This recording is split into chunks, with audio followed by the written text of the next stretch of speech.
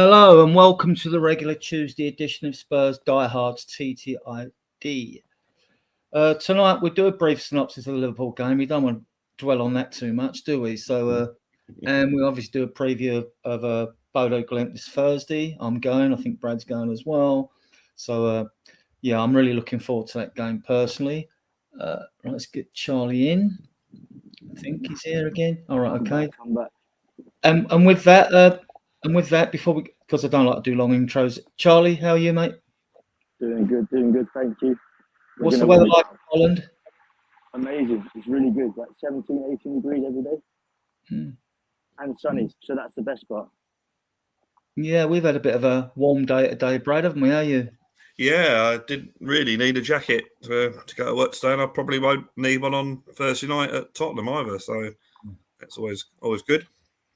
Yeah, you have to get it right at that stadium because in winter times, sometimes it can get bitterly cold. I'm right up high, you know. Yeah. You know, it can really get into you because, So, okay, if you two guys are okay, we're going to start with this debacle. Liverpool 5, Spurs 1. The team, guys. I'm not that I want to go. I'll blast through the events quite quickly, but the team, Charlie, when you see it here, I mean, it's like. There's obviously indicators in the selection lineup that that people have been left out specifically for Thursday's game against Bodo Glimt. Yeah, I think we weren't really going into this game with the hope of winning it. I think we were just going for a draw.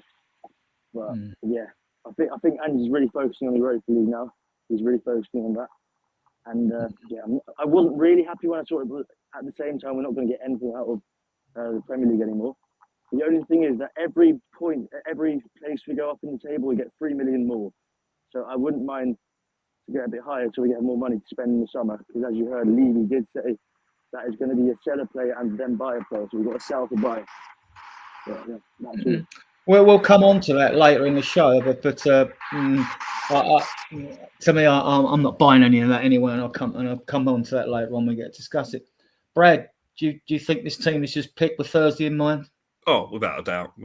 He's he's given players some time on the pitch. And Gray getting a berth in midfield. He's left Romero and Van der Ven on the bench, so he's not risking them. I was surprised to see Bergwall play. I thought he might have had Bergwall on the bench, and that sort of, I mean, many things led to our downfall. But the very inexperience that we had in the midfield with Gray playing as well. You can tell, I think he's given him some minutes. It was clearly with Thursday in mind. And staying with you just on the subs, because I want to get through the Liverpool thing quickly. When you look at these subs and you've got Gray and Bergwall, I mean, I think it tells a story about Basuma's future, doesn't it? I thought that as well. He hasn't. I can't think the last time he played, but I think. I suppose you could argue that maybe Richarlison should have started up front rather than Solanke, but Solanke scored anyway. But no, Basuma, I think his days are numbered, and rightly so, in my opinion. Charlie, I mean, same can be said again for Richarlison. Really, if you can't start this game with Thursday coming up, then I think his days are numbered as well. Sorry, you just cut off at the moment. You said the player's name. Who were you talking about? Richarlison, because he didn't start. He starts Solanke, and Solanke's going to start Thursday. So he probably need to get a bit rust out of his legs still, Solanke. So yeah.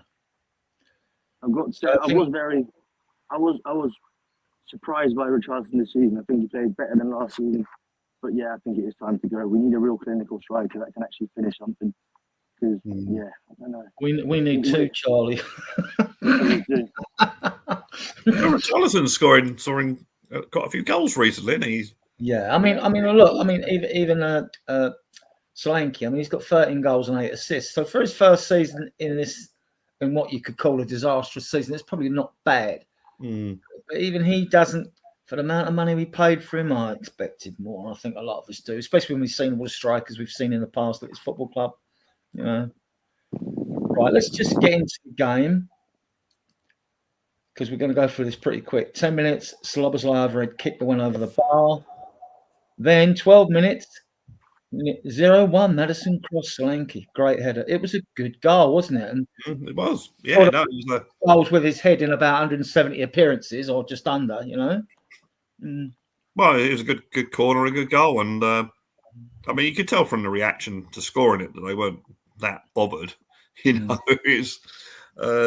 I mean, I joked to my friend who supports Arsenal. I said, "Well, we gave it our best 16 minutes, So, but yeah, I mean, I thought the first 10, 11 minutes we didn't seem to cave as I thought we would in the first. We normally concede in the first 5 minutes. Yeah, or we start brightly for 15 minutes and then we fold, and then we just seem to collapse for no reason. Yeah, but it, right up to the goal, it seemed like okay, we're doing something.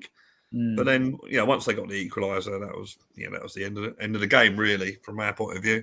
And Charlie, 4 minutes later, while we're still celebrating and thinking about we've scored at Liverpool, Salah, Szoboszlai, got the ball, pass, gives it to Szoboszlai, gives it to what's name to Diaz to score. My take on this. When we played Liverpool at home in the League Cup, Spence marked Salah out of the game. Knowing that, you would have thought that maybe Spence would have started because Udogie got done by Salah for this goal. I don't know. We don't know if Spence would have done any better. But when you played well against one of the most informed strikers in the league or the most informed striker in the league, then, if it ain't broken that League Cup game, I'm not talking about the 6-3 loss. I'm talking about when we went there with a slender 1-goal lead. I think I've seen Udogie have a good game on Salah before now. Sure I have. Yeah, he had a good game against Frankfurt. He was outstanding. Yeah. I mean, with Salah, on Salah, I'm sure I've seen him play well on Salah before now. Maybe it might have been last season. I can't recall. I know he played well in that League Cup game. Yeah. You know why? Because of the memes. The memes where you see the defender and the players in his pocket. Yeah. I just swear I saw it. Yeah. It might have been when we beat them 1-0 last season, maybe. And it was because Spence was playing on the right, because that Porro would probably be playing starting Thursday, because we're going to be going all out attack, right?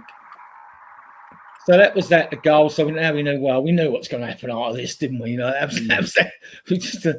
He's gone. All right. Well, to be fair, to Liverpool, they took their chances pretty well. Their shots on target. The thing that annoyed me, which I might have said on Sunday night, was the fact that, but for a little bit of an offside, they scored 2 identical goals. The equaliser and then the one that was disallowed, both identical. That we didn't learn from our error. And I just don't think there's an awful lot of defensive coaching going on at Tottenham, which I find a bit silly.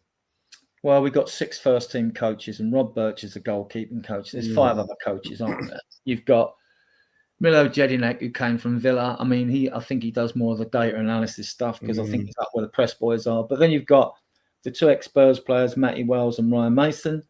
And then you've got Serge Raymondo and Nick Montgomery, who worked as a pair in Australia. They managed Hibernian and they managed the Scottish under-21s. None of them have got really anything on their CVs, as Jose always reminds me. But, you'd think there's something we do. This is one thing that really bugs me. When I say like having time to work the players, Brad, the amount of times we've seen when we pull off a good result, the manager goes, you can have a day off, right? All right, if you've got a game every 3 games, I get the fact that you don't want to be training, but you can bring the players in and go through all the tactical analysis. You can go through videos and stuff like that. I wouldn't be giving them days off. I remember I complained and I got pelters for it. Remember when we beat Arsenal 3-0 at the stadium? It was the loudest I've ever heard the stadium, right? Yeah, it was. And then afterwards, the players were given a day off. And I disagreed with it. And I got pelters for it. Well, there's always something you can be working on. You don't have to, you're not going to ask them to come in and do anything strenuous, because most teams do not train when they've got a game every 3 days. I just I know Crystal Palace aren't known for their, they're known as being quite a dour sort of defensive team. But that performance they put in against Villa on Saturday, I don't think I've seen it as good as defensive performance as that. and that shows you what you can do with a bit of coaching. And they got better and grew into the game when Villa seemed to run out of ideas. Yeah. Villa were all at them. I thought, Villa are going to get a couple of goals this first half. And they played it on the break really well. They looked dangerous. It's probably one of the most complete performances I've seen for a long time. And I was looking at that Walton, seeing see what all the fuss is about and all that. And actually but in the second half, then he caught my eye a bit more. But I didn't think he did much in the first half, And Palace were giving the ball away because Villa were having a lot of the ball. And then they grow in and they powered them aside eventually. And Villa had no answers. No fair play to Palace. I mean, I'm sure we're not bothered whether they win it or not. I mean, like, you've got the other semi-final, Man City and Forest, haven't you? Yeah. It would be nice if it was a Forest Crystal Palace final, but I think Man City rise to the big occasion, though, don't they? They won 2-0, didn't they? So, yeah. I can't remember. It might have been the Tottenham Frankfurt game. I'm not sure what game it was, but they had an English guy who manages a team that are about mid-table in the French league. Mm-hmm. And he was looking at Tottenham's defending, and he was sort of saying, "Oh, he should be there. He should do that, or he should be there. Why isn't he not there? Why isn't he not there?" And I'm thinking, well, if someone who manages a team mid-table in the French league could spot this, why can't we? It's like, and I just get the impression, and it depresses me. It really does, that I don't think we're coaching defending at all. And you don't have to sacrifice your attacking ability to coach defending, but it's just, yeah. Well, right. I don't think Charlie's back. He said his phone's dead. He messaged me. So 20 minutes, Gatco disallowed goal or offside. This was tight. At least the VAR was a little bit quicker because of the semi-automated ones, and they're showing it. I don't know if they show that to the crowd. I hope they do. But big up, Lisa Davies. Hello, Lisa. Hi, Lisa. So it was. In the end of the day, I didn't mind that we lost that game. It was the way we lost it. It was embarrassing. It really was. And it's just so. Yeah, just you watch that and you think, well, it probably was expected as well. Someone said to me today, the one team that you'd want to play at home to win a title would be Tottenham at the moment. And we've been there. Conceded 4 goals in the cup. We conceded 4 goals last season. I think 4 goals the season before that. We just get annihilated there. And it's the same at other grounds, Chelsea, the Emirates. We never do well on those grounds. And it's just very, very, it just gets very depressing because you think, well, how's this going to change? I mean, under Poch, it was totally different. You were confident in every game you were going to win, and you even knew that when you win a goal down, we're still probably going to score 3 in the second half. But we've look. I mean, I like Ange. I feel sorry for him in a way. I think his days are numbered, though. I just think that we reached a tipping point. I think we reached a tipping point where we weren't going to save our league season prior to getting our centre backs back and the goalkeeper. And then on top of that, what compounds the problem of that is, all right, they're good players. You would expect them to come back and all hit the game running. But it's just to get that mental alacrity and that sharpness back does take a few games. I don't care who you are. Oh, yeah. And it wasn't there. I mean, and when you got this amount of stupid goals we've conceded this season, and you Doggy, he's probably played a couple of good games this season. There's Frankfurt being his best probably. And then on the other side, you've had Porro's defensive frailties when we conceded goals on that right-hand side as well. And then Ange has struggled to actually find a blend of a midfield 3. And it seems to be out of 4. It seems to be Maddison, Kulu, Bentancur, and Berryvale. It seems to be 3 from those 4. And if Kulu's not there, then he's on the right wing, which I'm hoping to see Thursday, because I just think he gives us a bit more creativity. But we'll see. And I just seen signs this season for the first time with the Bergvall coming into his own that we're showing a bit of cohesion in midfield. Like players know what they're supposed to be doing instead of running around like headless chickens or losing the ball all the time. Yeah, well, Bergvall's the only one that I've seen in midfield that seems to have any attacking sort of he'll do something like as I've said many times, he'll carry the ball, and take it forward. Ultimately, I think his position will be a bit further forward. I mean, he's been playing a sort of like a defensive 6, but I think ultimately he'll be, because I think he's got an eye for a pass. I mean, even on Sunday against Liverpool, there were a couple of passes he did where I thought, wow, that's a pretty good pass. Just for his vision. Bit of good news about Bergvall today. Yeah, I saw that. Yeah. He's signed to 2031. I think Levy's got in early to keep the wage bill down. Probably, right? So, yeah. And we got 34 of you viewing us, which is 36 now, which is fantastic. As we know, we're competing with the Champions League game, the semi-final, which Arsenal were losing 1-0. I don't know what the score is now. I'm sure Brad will keep me updated, or you in the chat will, because there'll be a big cheer. I hear you cheer. She score again. Still 1-0 after 64 minutes. So. After 64, yeah. Yeah, so that's good. Competing with the football shows that there isn't. I mean, us Spurs fans, I don't watch Arsenal play because I know they're going to win more games than they're going to lose, and it's just going to piss me off. So, that's why I don't bother. It's like early rounds. When you're in the early rounds, you know they're going to qualify. If they lose an early game in a round robin 8-game league or whatever it is, then you know they're going to qualify from that group anyway. So you're only going to piss yourself off long term, So I don't bother. Yeah. So back down to the banners. Yeah, Gatko disagreed, but then 4 minutes later, Brad, this was a cracking finish, though, wasn't it? Yeah, that's it was a game. I mean, they could have scored more than 5, to be honest, but it's a game where they took their chances. They're shooting at goal, which is another thing that I don't see Tottenham do a lot these days. Bergvall being the one that does, but take a shot if you get that curling shot that remember Son used to do. I thought Gray was a bit passive here when he barely got on this ball for this. Yeah, look. I mean, he wasn't at his best, but I'm knocking the kid. I'm just saying, he's a bit passive. Well, I think that was a header, wasn't it? A header that should have should be better with his header, but I think he glanced it. But then Bergwall's not really in the team as a defender, is he? So, and I think not sure if it's this goal or the third goal where I think there were 4 or 5 Tottenham players and the Liverpool player. And I'm thinking, there's 4 or 5 of you there. So one of you has got to go to close down Liverpool and stop him shooting, try and tackle him. Because you got 4 of you there. And they didn't do that. And they shot and they scored.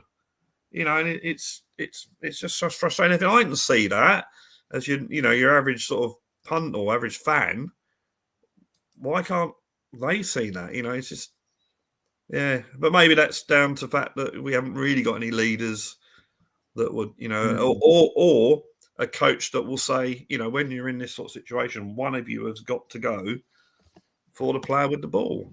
It's So that might have been the third goal. I think that might have been actually Gatko's goal. I think. Yeah, I'm just put the link in. I'll just put the link in.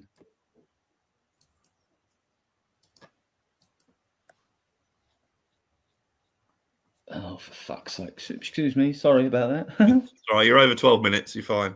Okay, right. Okay. Right. Forward that to there.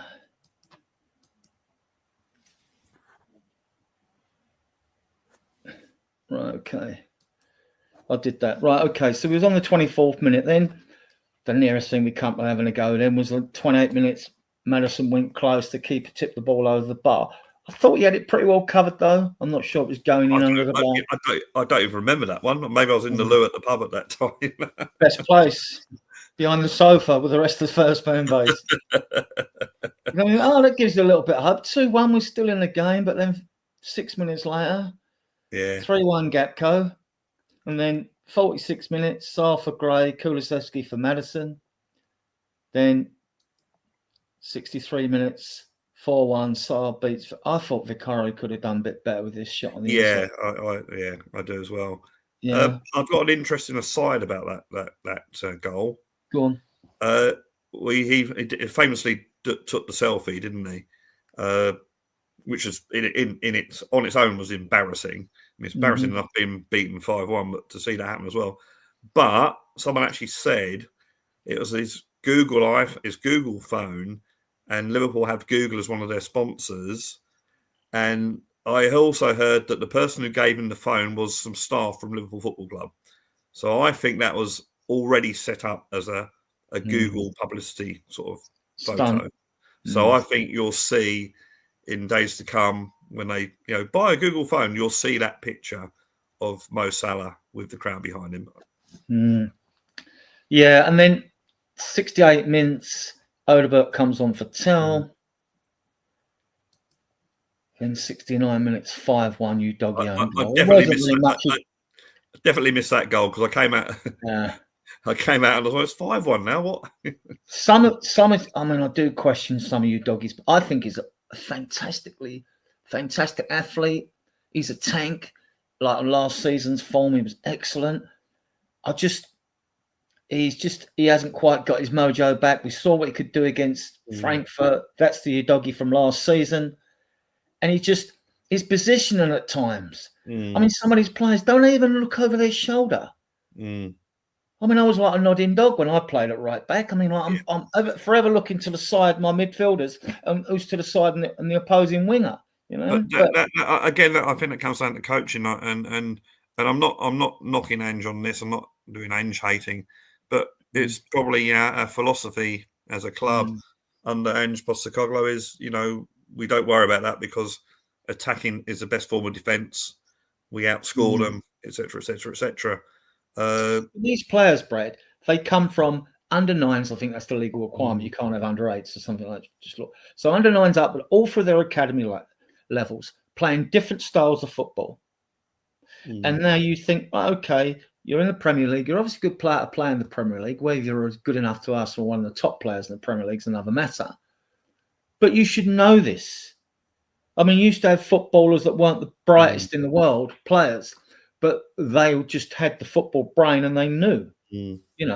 Others have got an IQ. I mean, we know Maddison's got a good IQ. He looks up, he plays the ball, he takes chances and all that. His consistency is what people are questioned. But he's got good numbers.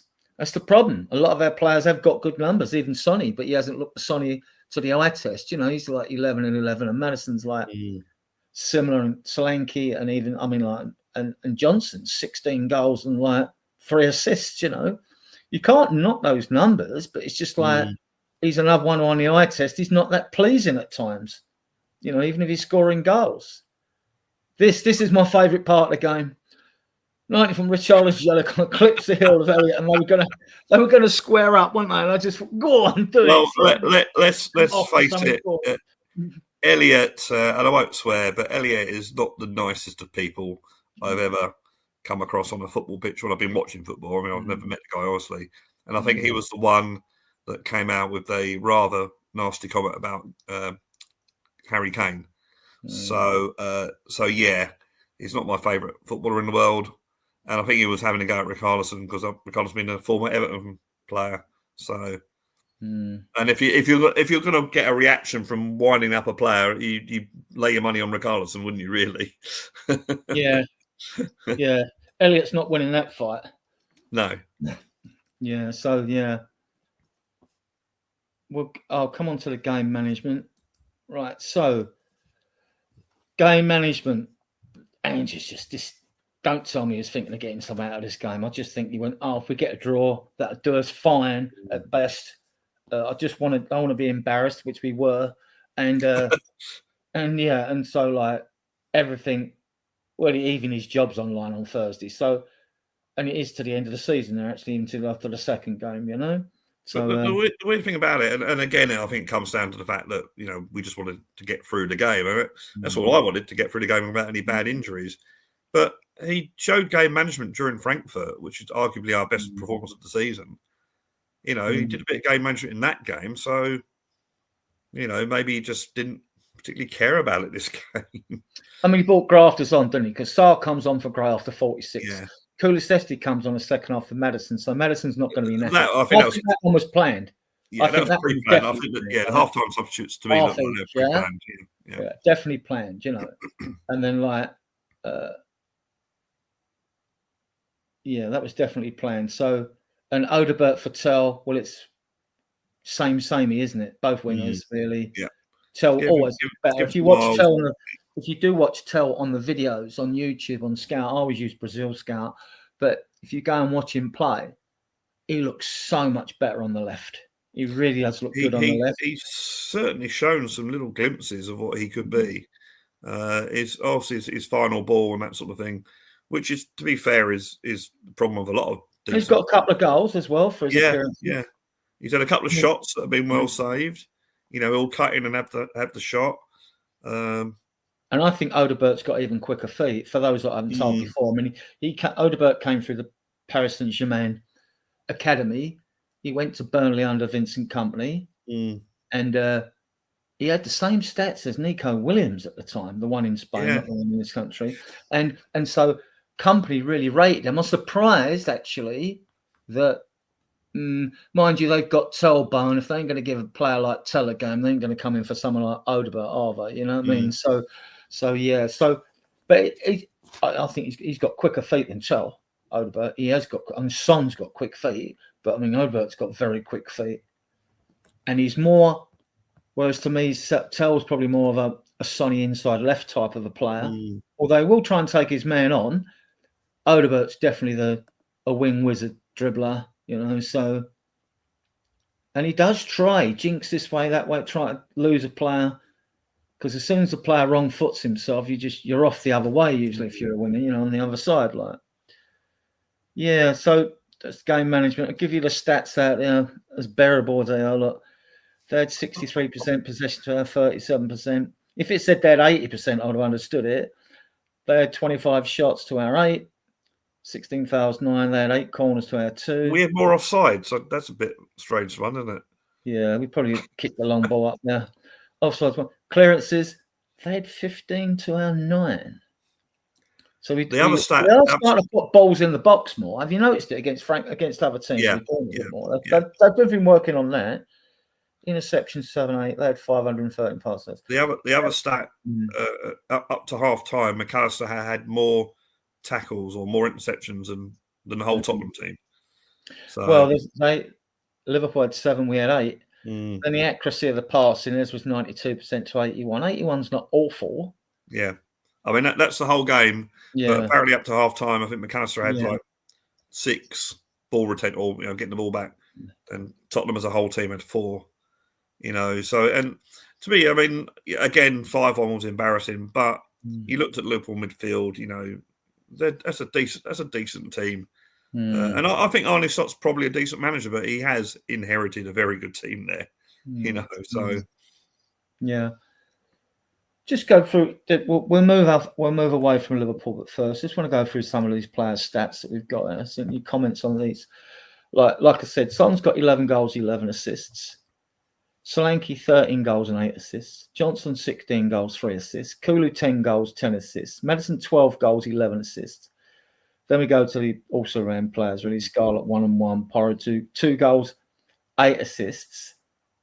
And Spence has got that. And then, I mean, you'd think for that front flying on it, you'd think it'd be very impressive, but I'm not impressed, especially when you look at our league position. Yeah, I think looking at those stats, we've scored a lot of goals this season, and I think you're going to get those sort of stats with the amount of goals that we've scored. Although recently, in recent weeks, that seems to have dropped off a bit. So that's something that we need to address before we play Bodo on Thursday. But yeah, I think these stats just basically go with the fact that we scored a lot of goals this season. So yeah, we definitely need. I mean, it looks like we'll come on to it. Players are leading, but we definitely need a top class striker in the summer. Oh yeah. These were some of the other players. Bergvall, 1 goal, 3 assists. Didas, 2 goals, 2 assists. Bliss, 2 goals. Bentancur, 2 goals. Saro, the unsung, 6 goals and 2 assists. I mean, you get people. He's just someone who runs from box to box. He's more to his game than that. He's very deliberate in his passing side. I like the player. He shoots. Again, he's another one who isn't really oven ready. To me.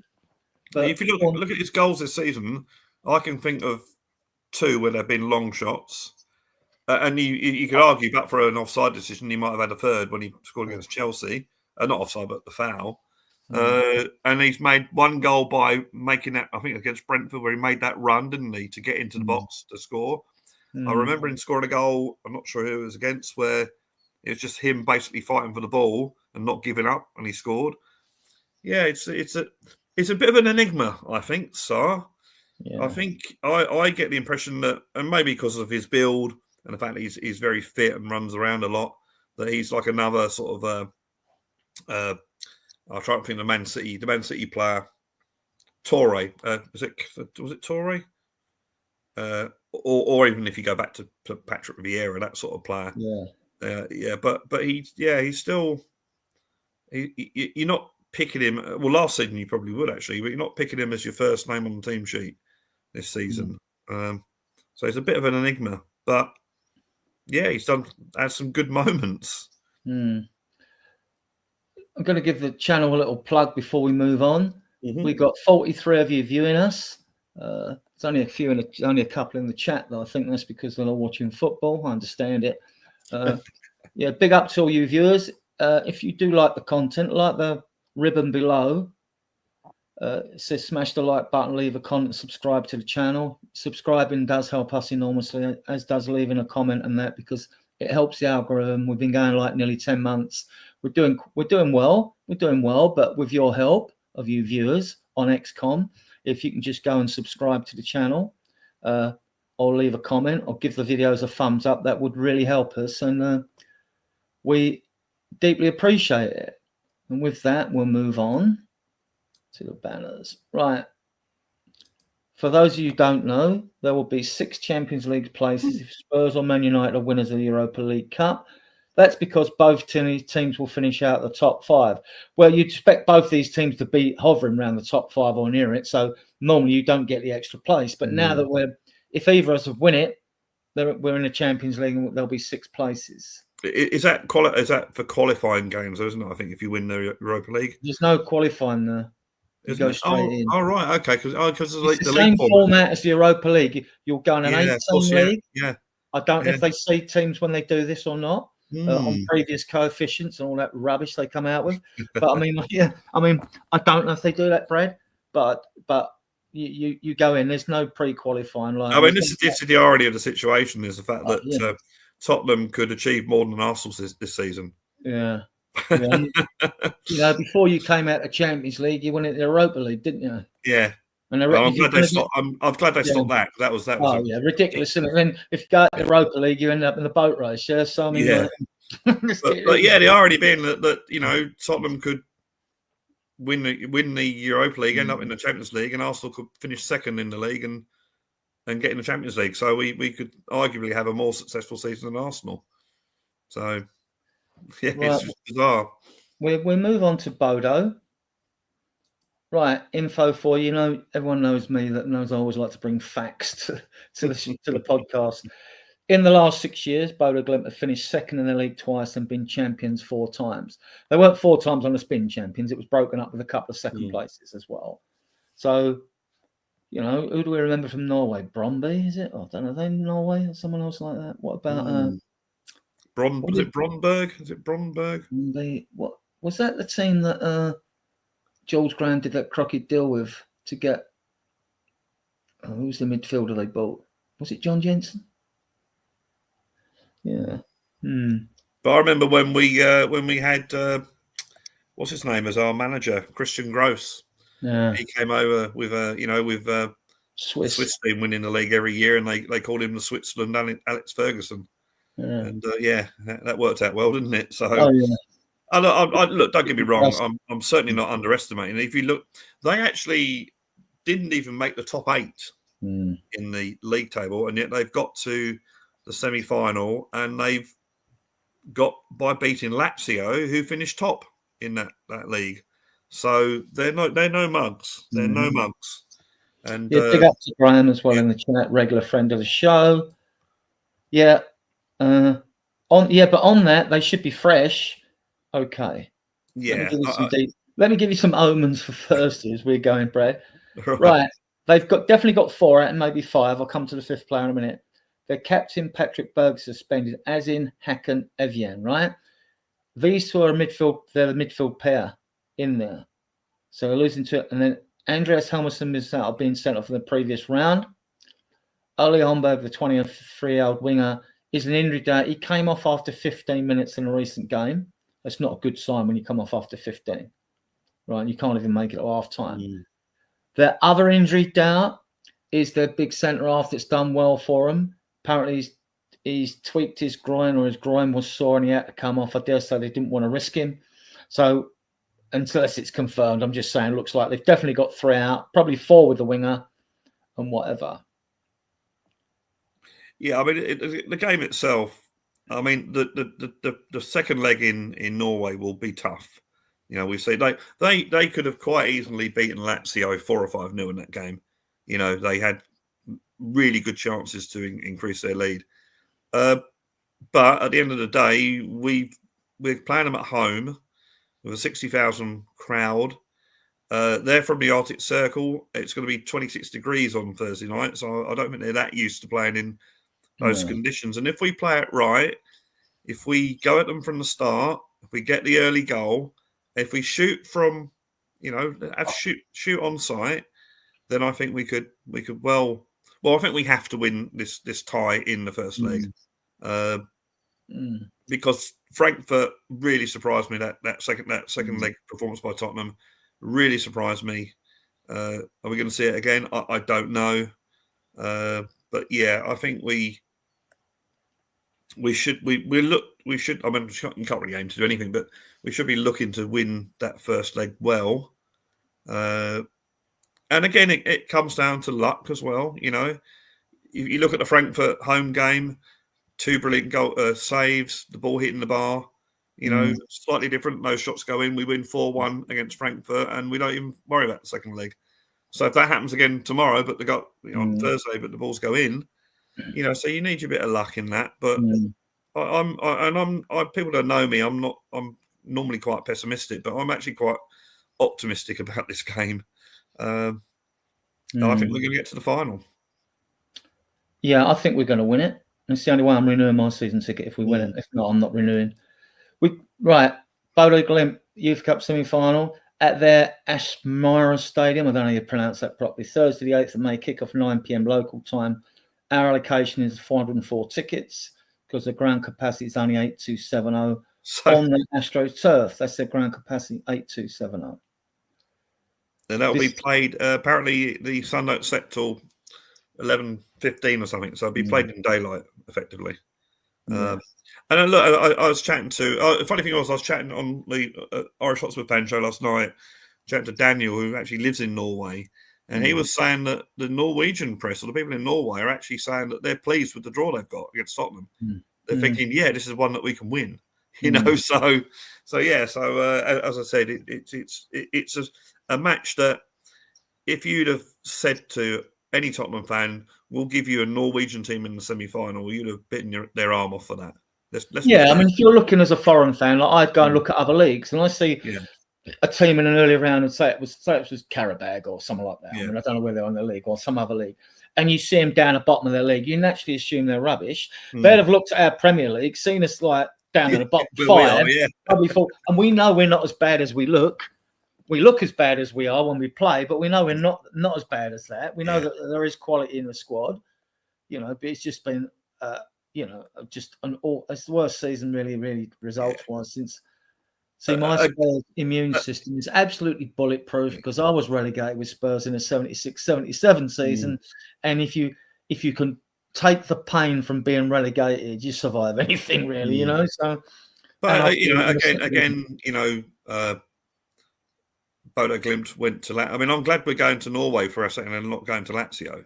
You know, but Bodo Glimt went there, had the psychological, of conceding the last-minute goal to take it to extra time, then went 3-2 down, but managed to come back and equalise, and then in front of thousands of Lazio fans, win the penalty shootout. You know, so the caveat to that is that you've got nothing to lose, whereas if you're a Lazio player, you've got a lot to lose, and that can lead to nerves and whatever. But yeah, they're no mugs, but it's, you know, we should be beating them. We should be. I can't say any more than that. And no, fair play. If they beat us, then fair play. You know. So. Yeah. So just on the fixtures, because this will come into play as you're like me, you believe we're going to the final. So we play them, then we're away at West Ham. You just want to come away there with a point, don't you? Because you know that's their cup final, isn't it? Right. So that's the fight for 16th place derby. Yeah. And so so there's that, and then the 11th of May we got Palace at home, especially now they've got through to the final. We're waiting for Forest to play Man City, aren't we? And Sunday the 18th of May. Man City beat Forest 2-0. Did they? Yeah, on Sunday. Yeah. Oh shit! I see. How did I miss that? Oh, so it's a Man City Forest Palace final then? Yeah. Which I think was the case a few years ago, from memory. Didn't Man City beat Palace 5-0 or 6-0 in the final? I think Man United did it once. Yeah. Anyway, so this fixture, Sunday the 18th. I mean, the final of the Europa League is the 21st, right? It's a Wednesday, I think, not a Thursday actually. I think I've got that wrong. I think it's on a Wednesday. It is Wednesday, yeah. Yeah. Because they're trying to get the Villa game moved, aren't they, on the Sunday? Well, it needs to be moved because if we were to meet Man United in the final, they play on the Friday. They would have an extra 2 days rest over us, which isn't right. Now, Villa so far refused to move the fixture, but it ain't down to them, it's down to the league. If you want British clubs to do well in Europe, the Europeans, they clear the decks for their teams. They do, yeah. This is the thing about the Premier League, they won't do that, whereas other leagues will. Let me change. I mean, in a strange respect, maybe it might be going into a game against, say, Man United with 2 days less to prepare, then that makes Man United favourites, which I think works in our favour. So changed it to Wednesday, right? Yeah, so that needs changing, definitely. I mean, like if you're talking fairness, and we've been stitched up so many times in this club, and when we were forced to play on a dodgy Wembley pitch, bouncing off, and we had to go and play Blackburn at Cardiff rugby pitch, whatever it was. I mean, and I'm biased. I'm a biased Spurs fan, right? So, but yeah. But so, you have to say, well, let's show everybody. Let's go there and show that we can win despite all these setbacks. Right, the players' heads have been on the semi-final since we beat Frankfurt. No arguments there, Brad, is there? No. Well, it's been in the whole club, the whole supporter base. Oh. We've all had the semi-final on our minds since Frankfurt. Mainly because most of us didn't expect it to be there. But on that, so now we expect performances. So let's do our little predicted lineup. I think we'll probably only disagree on maybe one or two. I mean, Vicario starts, even though he's been shaking. This distribution's been poor recently, isn't it? Yeah. So now it's a question at left back because Porro was rested. He's definitely starting for his attacking impetus he gives us. So is it going to be Udogio's performance, or is he going to go with Spence? I personally would rather see Spence just because I think that gives us a bit of an attacking outlet there, which we need. He might do exactly that, but he started the Liverpool game, and mind you, did Udogio, didn't he? Yeah, so that is one. I'm certain that Porro starts for his attacking. He's got a bit more goal. He's got a bit more of the winger about him, Spence, than Udogio's got. Udogie will power through in his greatest game. You can't get the ball off him. He just seems to claw and hang on to it like Decky. It's very hard to get the ball off of unless he gives it away. So, yeah. I would rather see Spence at left back, but I think he'll go with Udogie. Yeah. Centre backs, VDV Romero. Yeah, picks itself. Yeah. Not that they should really have a lot to do in the game, to be honest.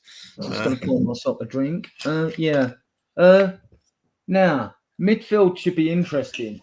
I mean, we know Maddison is going to start, right? Yeah. He's definitely starting because you need his creativity. So, with that in mind, that leaves two spaces.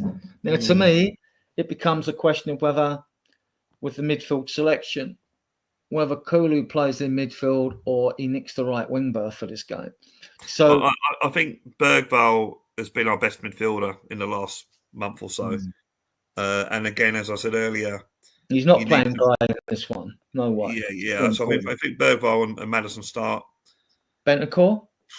Yeah, he didn't play against Liverpool, did he? No, he's rested.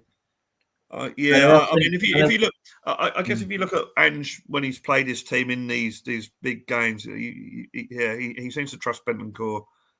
I'm not so sure that Kulusevski might still be a bit ring rusty. So I think we'll go with. At least with Maddison and Bentancur, you got two experienced players in there. Yeah. And it's an important game, and you don't players rushing their football and all that, because I can see. I know I haven't seen much of Bodo Glimt. I've heard about them having a go, giving it a go. I think it's the only one they know how to play, because if they sit back, they get hammered. But I just can't see them coming at us. Not if they've got these injuries they've said they've got. Yeah. Well, they know that unlike the Lazio tie, they know that they've got the second leg in on their home ground. So they know that if they go back to Norway with a draw or a 1-0 defeat, they know they've got a very good chance of getting to the final. So you'd imagine that they would probably sit back a bit and and try and get that result, which I think is what really. So it looks like the midfield three. We're going the same here: Maddison, Bentancur, and Bergvall. Yeah. Bentancur can sit. See how the game goes. We know Bergvall can always drop back. He did very well against Frankfurt when he dropped back against a Frankfurt side, or I thought have been the hardest opposition in this competition so far. Now the front three. Sonny walks straight back in? I think Sonny will be on the bench because he's obviously not 100%, I wouldn't have thought. I think he's fit. Ange's done this before. You reckon? I think he's saving something. Yeah, I mean, you could be right. I could go totally what you're saying. Yeah. If he's not, if I'm wrong, then he starts on the bench, but he definitely gets half. So if you were giving him let's just juggle this a bit. If you were giving Sonny a half, see me, because he finishes both feet, he's our best finisher. I know he hasn't looked great on the eye test, even though his numbers are good this season. 20-odd contributions. But if you bring him on for a half and he's still got gas after a half, you might regret not starting him and then taking him off if he runs out of gas. Because he has done that in games recently. Sonny's played for an hour. I guess it depends on if he is 100% fit. Yeah. Which we don't know for sure. But if, for instance, he isn't 100%, he starts on the bench. If he is 100% fit, he probably does start. Because you need, in big games, you need big players. And despite people saying he's lost a bit of form and his pace and that, he is a big game player, and I think that I just remember the game at the Etihad against Man City. He scored 2 goals in the first sort of 10 minutes, So and he scored the goal in the first leg as well. So there'll be a short pause for a massive cheer in this part of North London. Oh right, yeah, because Arsenal have lost 1-0 at home to PSG. So suddenly, Liverpool game doesn't seem so bad after all. Yeah. So we'll leave that up for a minute. Yeah. So we sorted out our midfield. What we think. Still got the second leg to go. I know. Yeah. Yeah. So Slanky starts. He scored, didn't he? Yeah. Liverpool. Yeah, he definitely starts. Yeah. So on the right, Odegaard likes it there, but I'm getting a feeling that Decky starts. Again, he's one I would start because one is creativity. Two, I think they're going to sit back. Yeah. And we might see some nice shots from outside the box, which Decky doesn't mind doing. I think he got the second half under his belt is okay. If you can start the second half, get through the second half, you can start the first half. If you were then knackered after an hour, you could be hooked with Son. We've got enough strikers to bring on. Whether they're good enough, Intel and Odegaard's another matter. They're not having ready. But you bring two wingers on like that in the last half hour of the game with their pace, and when legs are tired, he could well start. He could well go Maddison, Kulu, and Bentancur in midfield. Rest Bergvall because he's brought him on late in games before now. But he's a kid; he needs a rest. So if we had a more consistent season, we'd have a fair idea of picking teams and doing team selection. I mean, if everyone had been fully fit and no injuries, I think the front three is probably Son, Solanke, and Kulusevski. I mean, Kulusevski, obviously, we're saying it was pre-planned. He played a half against Liverpool. Is that to protect him, or is that to give him minutes? Again, we don't know. It's one of those, is he fully fit or whatever? So, big up there, Peter. Yeah, hi, Peter. Yeah, and a good friend of the show, Daniel Oz, our paramedic, saving lives. Big up to you, mate. And Ronnie, get in there, Ronnie. Yeah, you've heard the result. Paris won at Arsenal. Go to Paris with a 1-goal lead. We're getting LA, Paris Saint-Germain. Ronnie. Graham saying good day to you, Peter. And Peter saying hello to Graham. I want you in the chat to ask us questions coming up now, right? Because I've got a few things I want to still go through with Brad, but I want your take on these things as well. Right. So we don't know if it's going to. I think he will go because the Maddison, Bergvall, Bentancur has looked cohesive in a few games recently. I think he's inclined to go with that. When Kulu goes in at midfield, you've noticed that he plays further forward than Maddison to act as the battering ram. Takes a bit of pressure off of Maddison anyway. And Maddison's a bit more central. We know that Maddison likes to play central and drift left because he usually has good link-up play with your doggy and Son.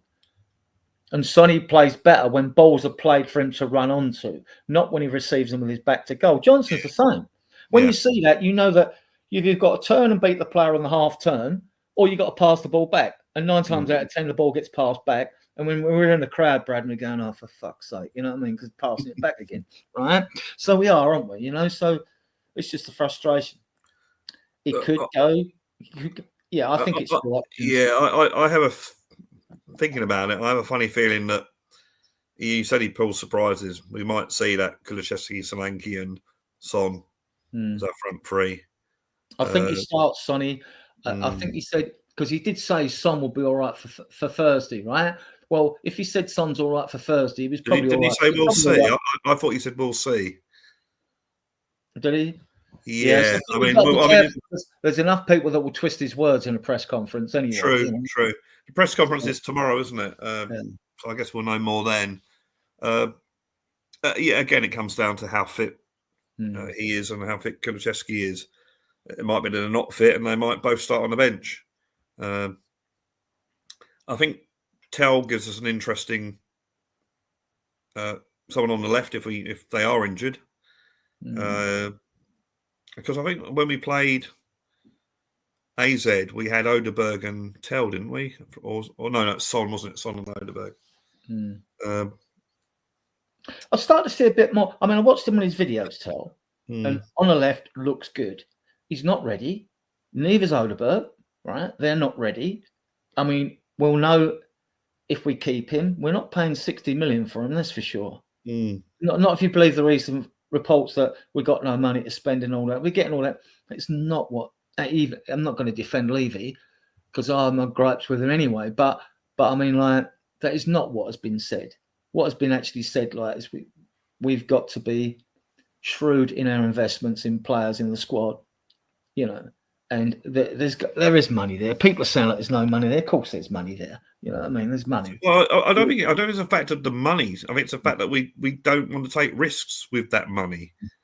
Well, I think that's what it is. I'd rather get 3 players in at 45, 50 million than 6 in at 20. You know what I mean? Yes, totally agree. That's been our problem. We got to the stage now where we do need. We got a basis of a good team there. We just need a few little bits of gold dust to sprinkle in there. A player like Eze, for instance, I think would be a bit of gold dust to put in there if we paid the 70-odd million or whatever it is. Yeah, he does. Like when I see him in his sort of breakout season at Paris, get him because I wanted him and Dorgu in the left back that went to Man United, and we got Solanke. We only got in one oven-ready player. The other players we brought in, they weren't oven-ready. They're bought for the future, really.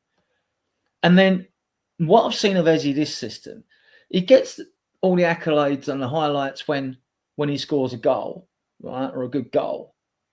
I think Maddison contributes more in games than what I've seen of Eze. Seriously, Yeah, I like the player. Don't get me wrong. I like his skill set and all that. But I'm thinking now, hang on, we've got these other wingers at the club, and I know he can play left side midfield, attacking midfielder, rather winger, whatever. Even as a 10, Eze probably as well. But I just think unless we get rid, we've got. I mean, you don't know what's going to happen with Young Min Hook. Solomon would probably sell him for 15 or 20 mil. We'll get that for him easy. He's had 20 goal contributions for Leeds this season. I mean, he's done really well there. And the only reason we didn't keep him and we loaned him out, Solomon, wasn't because the potential wasn't there, because he gave Sonny 2 assists in the away game at Burnley. We won 5-2. Remember the first game of the season? Yeah, I do, yeah. I thought, a winger that looks up and passes the ball. Right? So I thought, and I'd seen him had a couple of cameos earlier before that, and he played on the right, funnily enough. This game against Burnley, he played on the left. So I'm looking at him thinking, there's something about you. I still ain't seen enough of him, obviously, but whether they decide to have a look at him in the summer on a pre-season, or whether they decide I saw him against QPR in pre-season friendly, and he didn't set the world alight. He's obviously proved he's a decent player, but I didn't. You can see some players. Even a number 10, you've got Alfie Devine, you've got Jamie Donnelly, can do them jobs, right? You can bring in Mikey Moore, Tell, Odebert, Yang Min Hook. You've still got Sonny for next season. You've got Johnson.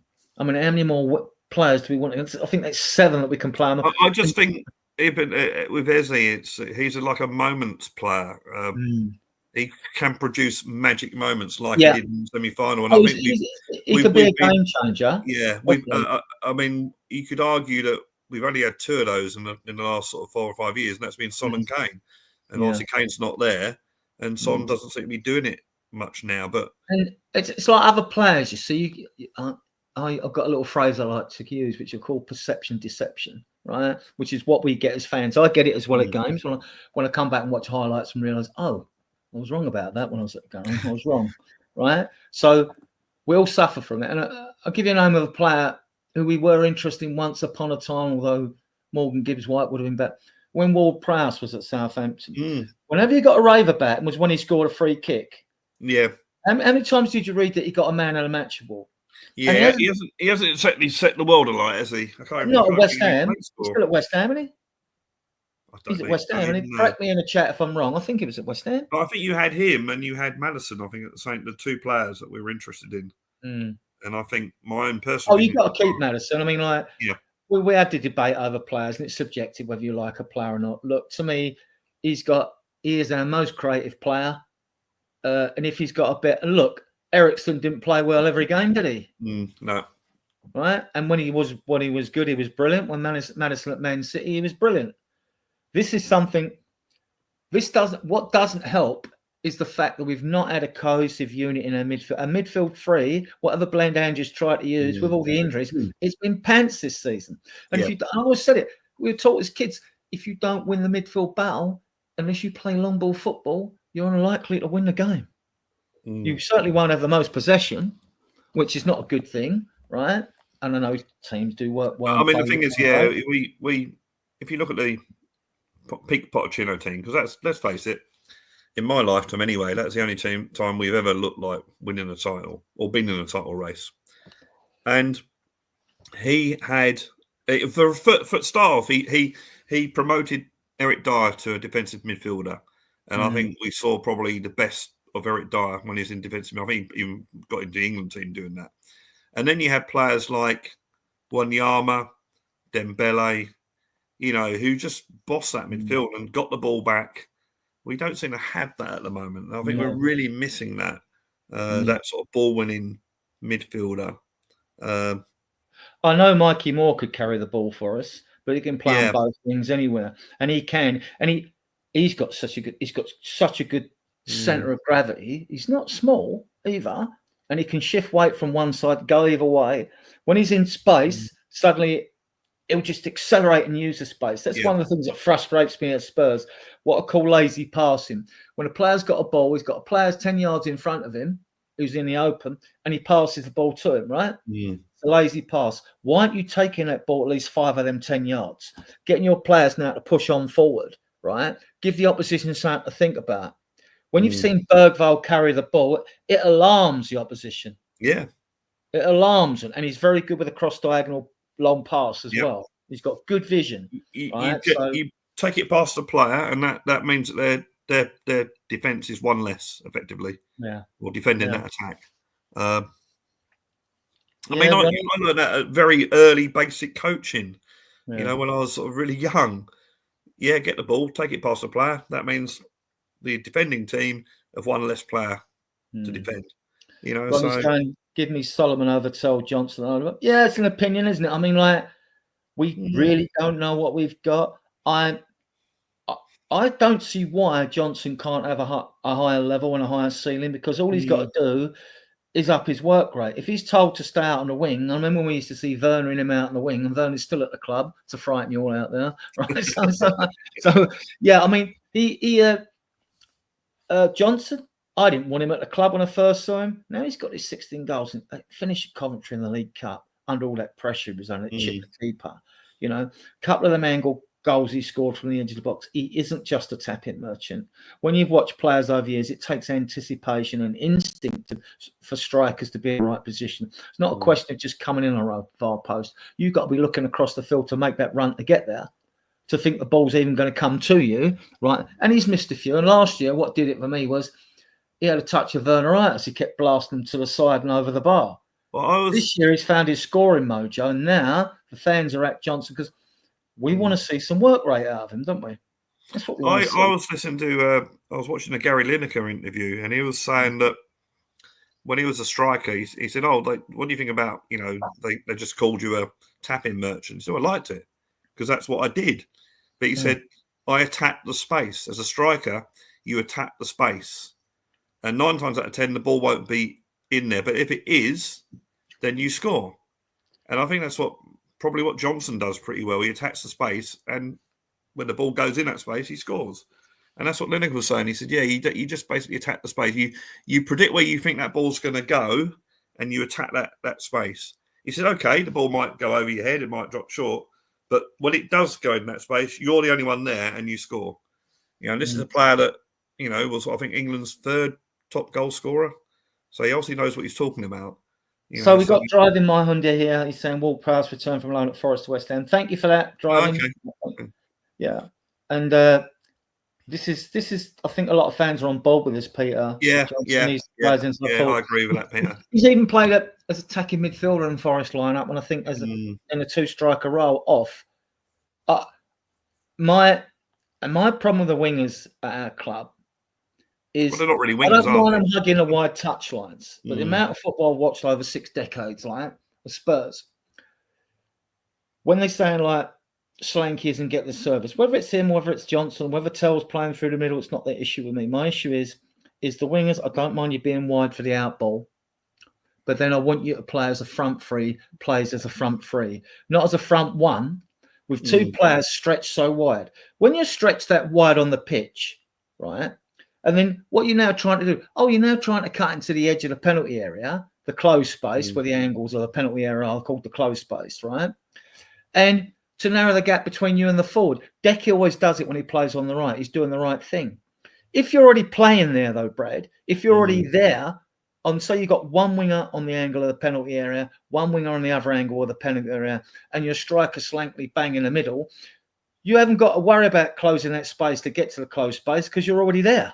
And I don't get it. You know, I've spoken to coaches in the past and things like that, but I'm not a coach. You know, I'm just a fan that watches a game, and it's easy because I can be a hindsight critic. You know what I mean? And we can all appear clever after the fact. You know, which sometimes you don't really see any touchline wingers now, do you? I mean, correct me if I'm wrong, but you know, back in the day when you had Tottenham, I saw Tottenham in Australia once, and they had Ralph Coates and Jimmy Neighbour on both out-and-out wingers, and they just tormented the life out of the team they were playing. Big up, Jose. Good to see you. And you go back to maybe, you know, the Man United team where you had Gordon Hill and Steve Coppell. I know I'm going back a bit, but I think they had that Russian player. Is it a Russian player? and Giggs. Yeah, Giggs on the left wing, and And whoever it was, Chelsea's. that's the guy. Him on I the think right. he was from Kiev. I think it was from Yeah. or Georgia. I'm not sure. You don't, and yeah. If you know of any wingers, out and out wingers at any clubs, just let me know in the chat. But I can't think of any. Get the ball, take it past player, do the byline, put the cross in. Although I have to say, I know that's a typical Ange goal, but I'd like to see other ways of scoring, because if you know that's the one way we score goals, then you're going to defend against it. And I think I always remember as a kid, when I was on a coaching course, being told that when Arsenal beat, and I'm only using this because this is the example that the guy used, when Arsenal beat Liverpool in the cup final to win the double, Liverpool's strong player was Steve Highway. He used to take it past players, and they just said to him, whenever Steve Highway gets the ball, force him inside. And that's exactly what they did. And they went on to win the double. So it's just simple things like that I think with our way of scoring goals, which looks brilliant when it happens, don't get me wrong, I think you can, as the defensive team, you say, well, this is where they get most of their goals from. This is how we're going to stop it. So, Jose, I sent you the link if you want to come on. We've had a couple cry off today. 3 Kingdoms on the shirt. Yeah. Ben's in here. Mod Ben. He's the mod master. Ben, how you doing? Happy birthday for Thursday, by the way. He's mod in every known podcast on this planet and the multiverse as well, I think, like he is. Yeah. Big up, Ben. Jose saying hello to Peter. Good job. Yeah, the reason wingers have died out, my theory, is that the systems that all the teams play now, most of them, it's all about overloads, but most people think of overloads as when you get 2 players against 1 down by the corner flag area.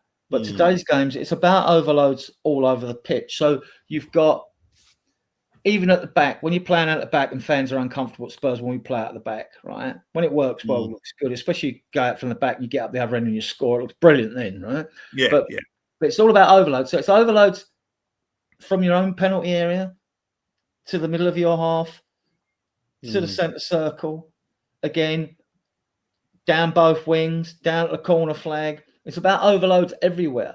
And if you're getting overloads, you don't need to be able to beat a player like a winger did in the past. And I think this is one of the modern poncy things about all this horseshoe football, or we could call it horse shit football at times, right?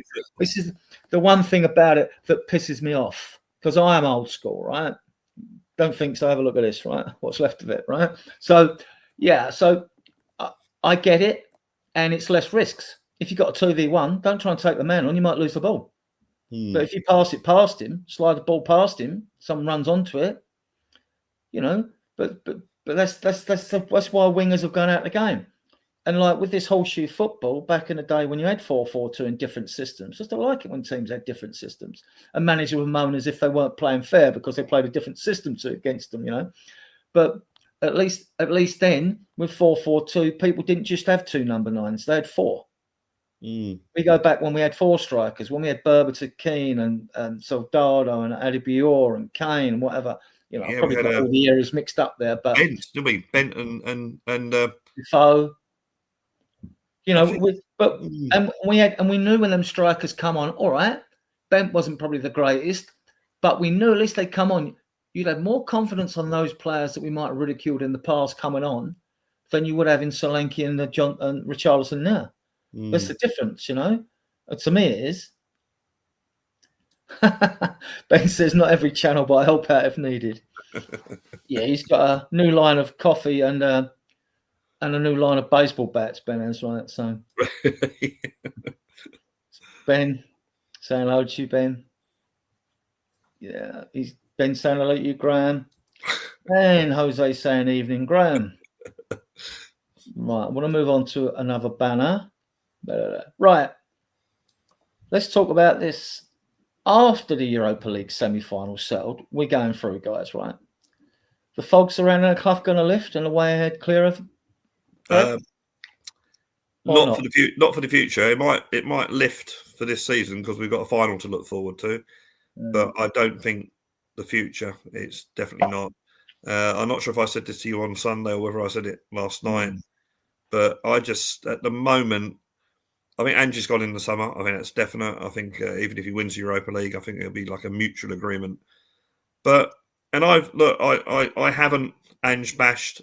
I've tried to support him, but I've just now, and some people in the chat might say, "Oh, about bloody time," but I don't think he's right for the Premiership. I just think there are too many good teams, too many good coaches in the Premiership for his style of football to work. And the fact of the amount of goals we're conceding, it just says to me that we don't do any defensive training or coaching. And that could be down to the coaching staff. Don't get me wrong. It's not only Ange. And I think any team that wins anything has got a decent defence. You can be the most attacking team in the world, but you still need a decent defence to win titles over a season. And I think that we got to get to a stage now where we offer the wages that the top players demand. We've got to pay the money that the top teams demand to buy their top players. Or you get the recruitment right. That I get that, right? I'm even on board with that, paying more wages. No, but I think there is a certain situation where I do agree with that, and you can find some gems for not a lot of money. But I think there are definitely, you've only got to look at the teams that have been successful. You've only got to look at them.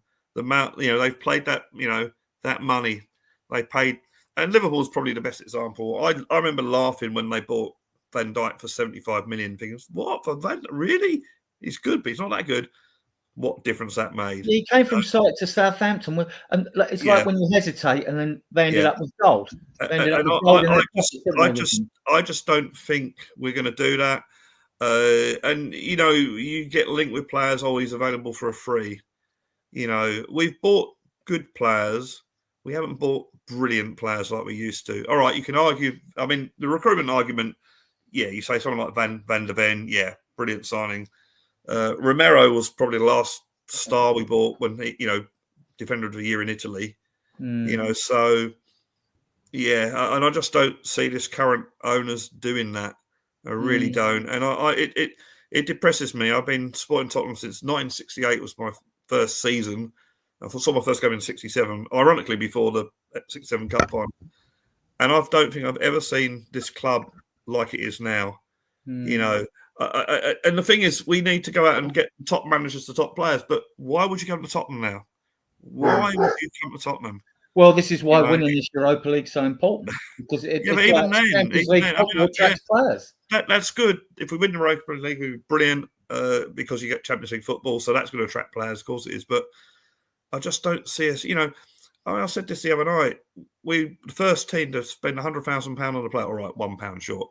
The first team to buy a £200,000 player. The first team to buy a £2 million player. We used to do this. I don't think we don't do it anymore. I go to the tube station. I'm on a bit of a rant here. I go to the tube stations and I see a big poster saying, "Come to Tottenham Hotspur Stadium. See the Skywalk. See this, see that. Watch the NFL. Watch this, watch that." Doesn't mention the football.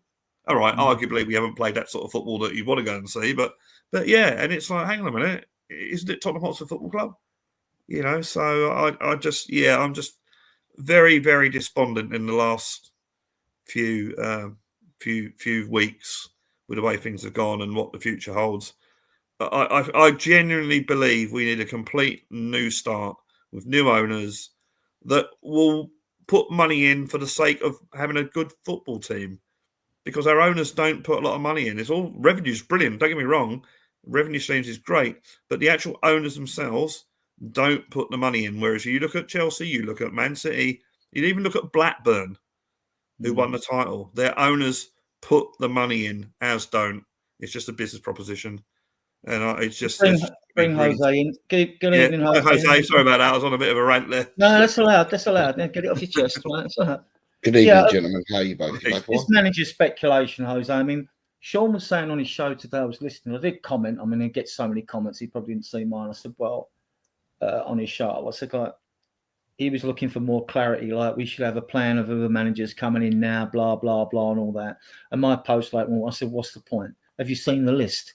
We were listed with 14 now. We've been listed with 14 different managers now, right? And the only one I liked, actually, Jose raised his arms in Victoria's triumph when I mentioned it. I said, I would take Xavi because he's had 767 games for Barcelona. He knows football. This is what you want, someone in here who knows football. I would take Glenn Oddle and a Chris Hughton partnership. I would, tomorrow. Rather, because they know football, they've played the game, and Chris did well on limited resources with the clubs he I think with, I think Glenn Hoddle's problem was he knows a lot about football, and I love his punditry, and he speaks a lot of sense. I don't think he's got the man management skills, which I think you need at this level of football. Well, the Ireland Drury affair didn't really help him, but Jose, I think Angie's a dead man walking, obviously, but. Yeah. Jose, what's your take on that? Is there any on that list? I mean, you've had Areola, you've had Frank, who's pragmatic, You've had even Kieran McKenna linked with the job, at Ipswich. You've had Motta, who got the sack at Juventus. Ten Hag, who actually Pochettino. He actually, that Dutch Ajax side that come to Spurs beat us 1-0 before we won 3-2 there. I love the way that team played football. He's not. I don't care if he's got no personality or he doesn't run up and down a touchline raving. What you want is results and a team to play the football you've been brought up on. Have any names you particularly like, Jose? I think you need to take it back a step, and I look at the tenure of ENIC at Tottenham. I heard what Brad said. Brad's and you have been about when we got relegated, and you know what? This season feels worse than when we got relegated. It's just got a really stinky aura about this season, and it's a lot stinkier than when we went down and we got relegated. And it's a lot stinkier than we've had some really poor sides at Tottenham. We've not always been great. We've had some really poor sides at Tottenham, but just the whole chemistry around at the moment and for a fair few months now has been right off, and stinky and volatile and vile, and there's so many different words you could choose for it. But for me, what I was going to say is I don't believe any of the crap that people are posting out there at the moment in on X and stuff like that, because for me, Tottenham, since ENIC have not come in, have never ever had a football plan per se. Only once did I ever see that I thought in 24 years, once only have I ever seen a semblance of a plan, and that didn't last long because the guy got banned. And that's when Paratici came. When Paratici came, I saw a semblance of a footballing plan. He changed the academy, the players, the type of players that he was bringing in and stuff like that. To me, there was a plan there. And also, whether people like it or not, Paratici, I don't know whether he had photographs of Levy or whatever in compromising positions, but Levy would listen to what Paratici had to say. And Paratici he didn't meddle as much when Paratici was around as a full-time employee, not as a contractor, because when he got banned, he became a contractor, and the full-time employee became Johan Langer. Now, and at the end of the day, I said from Adrian knows because I said this from time when we first brought Langer on board. I was completely miffed, because normally when you've got these type of people, directors of football or whatever they are, normally when you try and poach them from a club, they put them out on gardening leave for what seems to be forever and a day. And there's non-disclosure agreements and all sorts that have to be signed, and he can't come to you for 6 months. And with Langer, they just said, have him, you can have him. and to me, that was a big red herring. And I always said that. Right, I'm going to stay with you a second, Ozzy, because you could answer two questions. Right? One, I want to congratulate you on getting. Hold on. Paratici then becoming a contractor and not a full-time employee then makes it difficult, because in any business you side with your full-time contractor. Your full-time employee. You don't really side with your contractor. Your contractor's brought in for specialism and can offer opinions. But the decision maker will always be your full-time employee. Who was doing that? I can't remember. Who was doing that job during Pochettino's reign, or certainly the 2 seasons that we challenged the title? What, doing whose role? Like the Paratici role, director of football. We had Hitchin. We had there was 2. There was 2 or 3. there was 2 or 3 Arneson, Hitchin. during when Pochettino was there. They were like a revolving door for Doffs. We had Doffs. We had a couple. We had at least a couple of Doffs when Pochettino was there. Because he seemed to. I just remember he seemed to put players and then the following season upgrade on them. Well, I don't know about that because they didn't sign anyone for nearly 2 seasons. So before the new stadium, I'm just saying that when he first came in there, we had sort of. I think we had Bentaleb and Dyer, and then we had. Bentaleb came through the ranks, though. Yeah, but then I just got the impression we upgraded every season by improving what we had. With NG and Kudu and people like that, I don't think we upgraded, but there we go. No. Well, no, I'm talking about in certain positions. Jose just mentioned why we should never ever sign a player with the letter N at the beginning of their surname because it's NG, Nkudu, and Ndombele. That's 4, right? So we should be warded off. 2 quick questions for you, Jose. Congratulations on getting over 1K of subs. Excellent stuff. Well deserved. And 2, congratulations. If those you don't know, it was this week was Jose's silver anniversary. You get less for murder for 25 years, don't you? Congratulations. So, I'm curious to know, what did you do? Did you just sit in and have a kebab, or what did you do? Anything? Go out to dinner? No, the kids were trying to get us to. When my wife got home from work, she said she was naked. She didn't want to do nothing. I offered to do anything and everything. She didn't want to do nothing. And the kids were then trying to say, let's get a takeaway, but let's go to a fancy place and get like from one of the restaurants and get the delivery from a restaurant and that. And they were coming up with all these different ideas of where we should go and what we should get because it's what they wanted. Yeah. But they're trying to tell mum and dad. You didn't settle for pie, mash and liquor then, no? No. They try to convince us to do to go.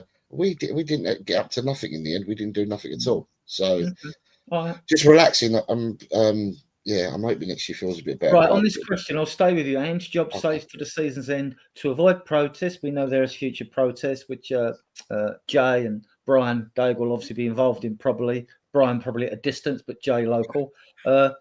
To deflect pressure off Levy. I just don't see Levy pulling the trigger until the summer. He's not stupid. He's a cunning fox, isn't he? So, even if we go out, lose the final, mind you, that's the 21st. I think the season ends on the 28th. Got to remember, all contracts, regardless of who you are, all contracts always run till the end of June, till the 30th of June. All new contracts start on the 1st of July. So,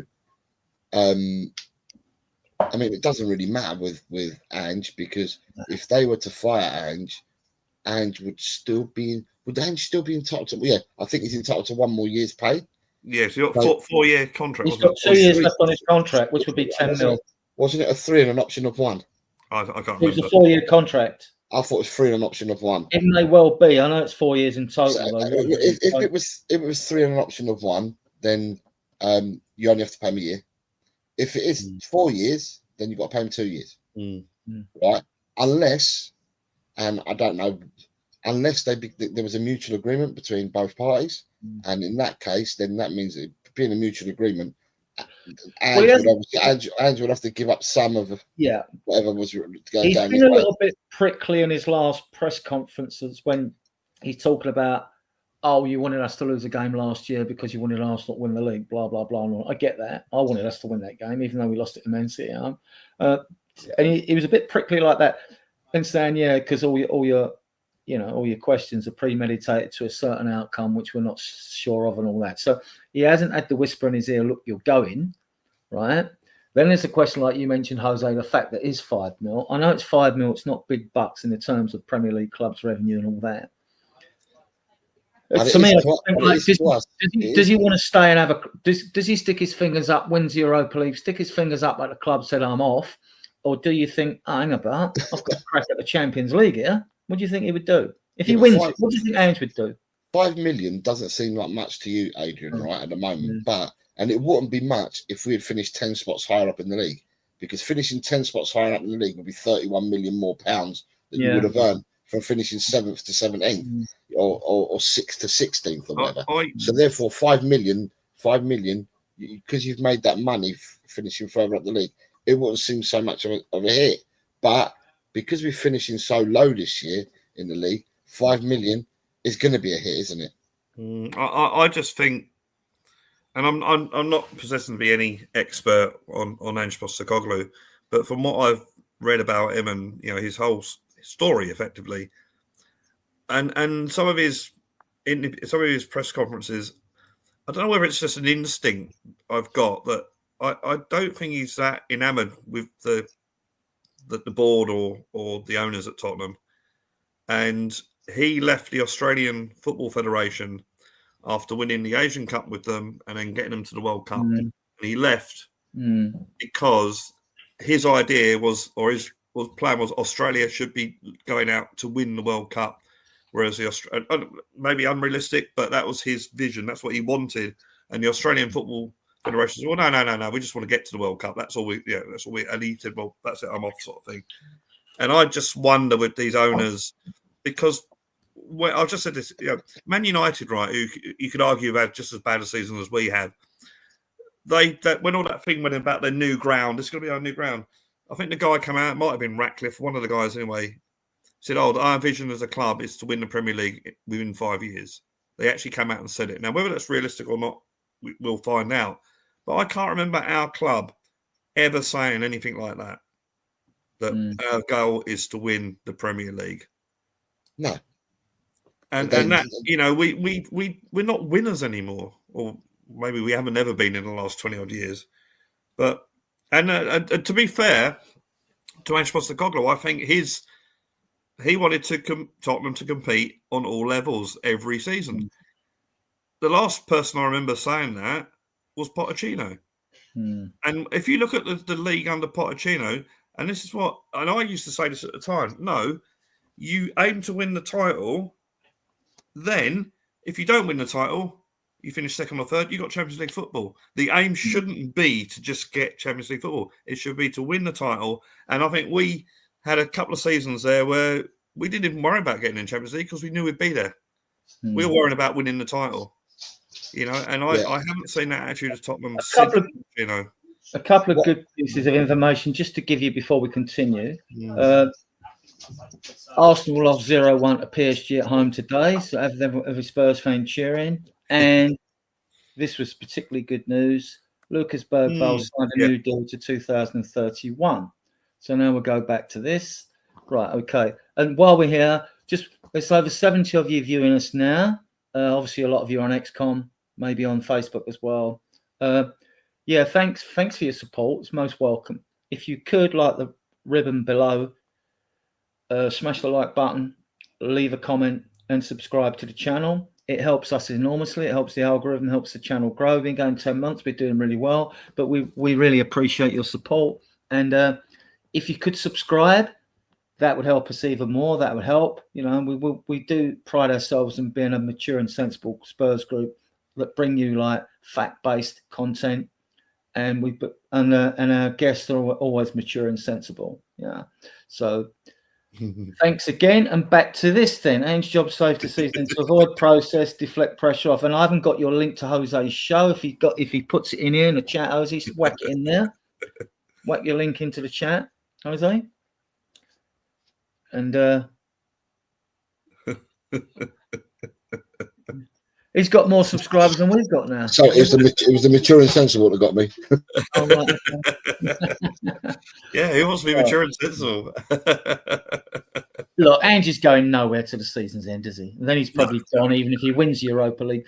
It could save him. There's all that bit, although the sword of Damocles is hanging over his head, right? Winning that Europa League could save him, would make him the most successful manager we've had. It would, yeah. But I think you've had people saying, sack him before the semi-final. It's like, well, I still believe the players are behind him. I really do. I think he's still got the dressing room. And of course, while you're in a cup competition, they got a chance of smelling silver. Where they're going to be behind so him. Why would you sack the manager? I think they would. I'm not saying win it for him, but yeah, I think he's still got the players just there. Add to that, Brad. When that final whistle went up at Frankfurt, you looked at that bench. Yeah. They were all up, right? Yeah. They were all up like, yes, right? Yeah. Richarlison players not getting game time because they all must think, there might be a slight chance I might get picked for that game or the next game, So they are behind him. If you get any cussing, it'll be done when he's gone. Yeah, I mean, well, that's always made, isn't it? If there aren't gagging clauses like Jose that apply to players as well as Jose's alluded to. But I don't see any point in sacking him. I know there's future protests been organised, and next home games are the only two we got left are Palace and Brighton, aren't they? Well, that's the irony, isn't it? That's the irony about the protests. And I've the banner that says, 20 years, 16 managers. I think that's spot on. Yeah. And yet everyone's finding Ange to be sacked. So it's like, the irony is not lost on me in that one. Yeah. So, right now we've got speculation about the manager, and we've got this Jose. We're moving on to this. There's rumours today, and we know the community likes something to get their teeth into. And we get down to what I call misinterpretation of what even Levy's had. And I'm not a Levy defender. Right? I've got my own gripes with him. I want to see cultural change at this football club. Right. But this talk of no money for transfers, I just think it's just total BS, to be honest. We do it every year, though, don't we? We say the same thing every year. I know we've missed out on Europe. We might have lost 20 odd mil, right? I know we missed out on the namings rights deal, and they say, oh yeah, we could get, but hang on, you got to recall that we're hosting Euro games in 2028. We can't have a namings right deal on the stadium. It goes against UEFA's regulations for that. So we could arrange one, as Sean alluded to today on his show. We could arrange one to start at 2028 after the Euros, but we can't get one before then because, otherwise, if we've got a name on that stadium, we're not getting these games.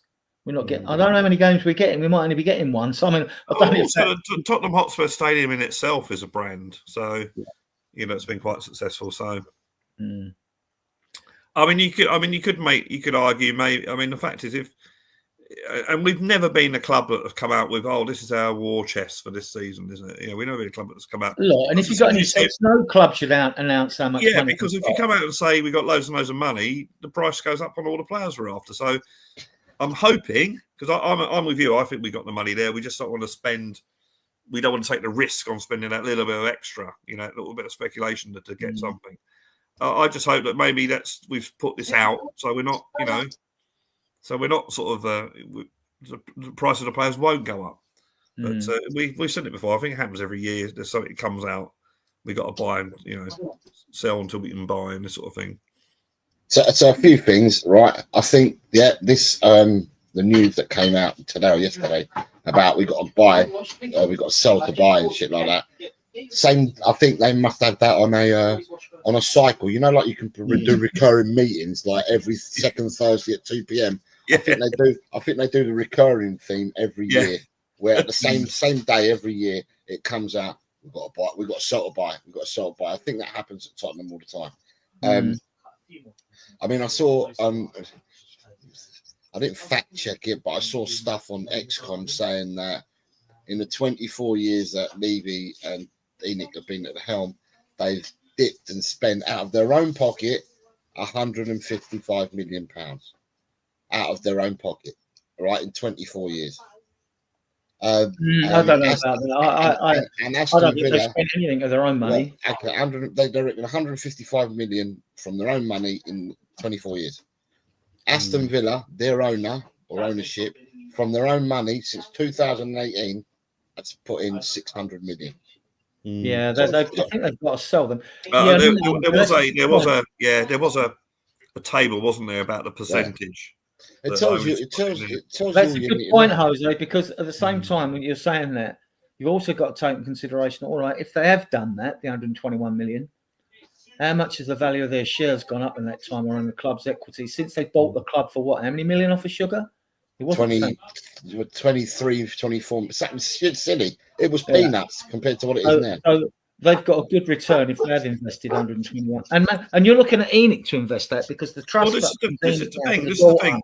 With Joe Lewis's daughter. They own 70% of the club. Levy owns nearly 29%, and there are 30,000 small shareholders. Some might only hold one share, just as fun. I don't know. ENIC, it stands for English National Investment Company. Yeah. So their priority are the investors. Yeah. It's not the football thing. This is what gets me when you get Amanda Staveley linked, or the Qataris linked, or someone linked with us, right? That want to invest in the club. And the bigger the body of people, the bigger the group. Most people can't agree. 2 people struggle to agree with things on times, let alone like 10 or 12 or 20. And they're going to want a return on their money. And the only way you get a return on your money if you pump money into a football club is if you gentrify the area and the land value goes up to the value of, say, something like at Sandbanks, which is the richest, land values in the country, where Harry Redknapp's got a house or something like that. Or like Chelsea, the area around Chelsea. I mean, the land there's phenomenal. Yeah, but hold on. No, but if right, but in sporting terms, right, I grew up in the Chelsea area, right, and made it clear that everyone where I grew up supported Chelsea, and I've taken so much ribbing from Chelsea supporters in my lifetime, it's beyond belief. But you look at, I used to go on a Saturday when I was a kid. I used to either jump on the Victoria line and go watch Tottenham, but if Tottenham were playing away and I couldn't go, I would go to all the other grounds in London, and whatever one me and my mates wanted to go, we'll go and watch. And I quite often went to Chelsea when Tottenham were playing away. When Chelsea were in the 2nd division, right, and that's when they had Kerry Dixon first came into the team. They had players like John Bumstead. Yeah. I mean, I'm going back years. Butch Wilkins was playing for him at the time. I'm going back years, right? And I'd go and watch him against Luton Town and Forest. Used to be in the 2nd division. I used to go and watch them. And to Chelsea, pre the Russian whore coming over and buying them, Chelsea had no bloody history. Chelsea were absolutely diabolically poor, right? Yeah. Then he's come in, put all that money into it, and Chelsea as a brand became known throughout the world because of their on-field successes.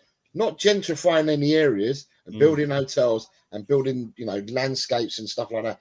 They built their base throughout the world through winning trophies. That's how they gained more traction and more support worldwide. So we don't need to build fucking hotels at Tottenham Hotspur Stadium. We don't need to gentrify Tottenham. What we need to do is we need to have success in the team, which then promotes growth from support from this country and other countries. That's what you want. And we want it on a footballing term. That's what we want. We want it on a footballing term. And Chelsea are the case in point. Man City. What did bloody Man City win before Mansour went over to Man City? Yeah, they got relegated twice, didn't they? But what worldwide support did Man City have? What kudos in the world? Man City had nothing in the world. But they came in.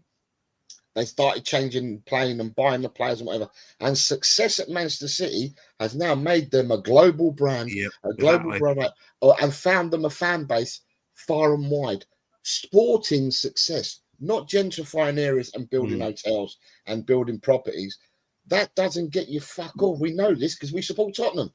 But that's going to happen. That will happen no matter what direction of travel the club goes. I mean, that is going to happen. Because even Haringey are going to rip down the chicken, all the high roads coming down eventually. Probably not in my lifetime. But what are you going to get? But what are you going to get from doing that? What extra supporters are you going to get from doing that? I'm not saying you are. I'm just saying. Okay. What success on the pitch? What success? Let's try to conflate 2 things at once. I get your argument, right? Nothing, and I agree with it. But the point is, the gentrifying of the area is going to happen, right? It's going to happen. Therefore, the land values will go up in Tottenham and the value of the club will go up accordingly, right? Of the land it sits on. Now, if you get investors coming, they come in with that in mind. And I don't want investors in this football club. I want a buyer. I don't want investors because investors, the clue's in the name, invest. Investors want a return on their money. I do not. Fans start getting excited. Oh, Amanda Staveley's got a group. They're going to come and put 500 million into the club. What, for nothing? That's not happening, right? And the same with the Qataris and all that. There's lots of massive organisations out of Google worth $1 trillion, things like that. They're awash with money and they've got nowhere to put it, right? Going on what Jose was just saying, if Levy's wants to make money, he's going to make a lot more money with a successful football club, So, and the other thing that annoys me, and you could argue that we're maybe a season behind because of COVID, but we were sold this dream, weren't we? The game changer of this stadium. Yeah. This is going to be a game changer. Well, I haven't seen any game change at all. Well, it has been a game changer, not in success, not in silverware. It's definitely in revenue. In revenue, it has. And even though we don't pay the top wages, in wages it has, and in transfer fees it has, because we have paid a lot more money for players, and we wouldn't have a fault to bring. I mean, a lot of these players were rubbish, so I'm sort of defeating my own argument here. But I mean, like from the old stadium to the new, there's no comparison. I've seen us win trophies at the old stadium, 2 UEFA Cups, right? But like we wouldn't have been able to compete and get these top 4 places even on by staying at that stadium or attracting players, because we wouldn't have the money. We wouldn't have the money to pay that, even though we don't pay top wages or even the extra money. I know that Endo Lo Celso didn't work out well for us, but we wouldn't be spending that money on those sort of players, and that would be a good thing in hindsight. But I mean, like at the moment, my enjoyment of going to the football is meeting friends, having a beer, having some fairly decent food by football stadium standards. And the football doesn't really, very rarely is a part of that day, where it should be. The football should be why I go to the stadium, and the food and drink and the facilities should be the bonus on top of that. But at the moment, this is the thing we have with sport, Brad, isn't it? If you're gonna, like, our average tickets, mine's like 1,300 quid, right? 70 quid a game, what is it? Right? And I'll only renew if we win the UEFA Cup. If we don't win that, I'm not renewing, right? But if I want to go and see a show in the West End, I can read the reviews. I know it's a good show, whether it's the Buddy Holly story or the Mousetrap or any other famous show that's done really well. You know you're going to be entertained and have a good night, right? Of football, you don't know what you're going to get. And when you look back over all seasons, even when we finished top 4, right, or 5, and you look back and you go like, how many outstanding games were this that season? You might pick 6, 7 or 8. We can pick Man City, Man United away. We can pick Villa, West Ham, Everton at home. And then you're struggling. Couple of good cup wins, Man United, that 4-3, which should have been like whatever.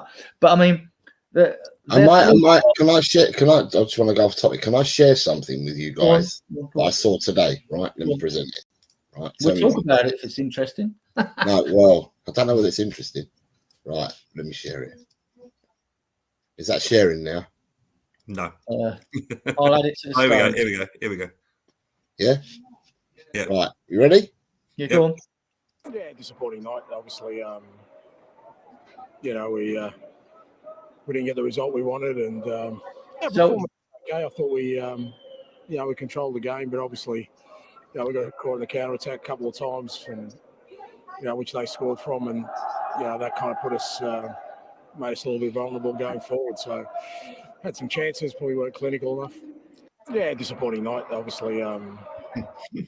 It's pretty okay. So word for word what he says after every game, but I same as most coaches, though. They never say we're always unlucky. Can I just say something? Let me just say something, right? Let me just say something, right? At the end of the day, right? All managers talk and all managers say the same things. This guy, and I'm going to be honest with you, I wanted this guy to work. When he came to our club, I wanted him to work, and I'm sure you two wanted him to work as well. Right?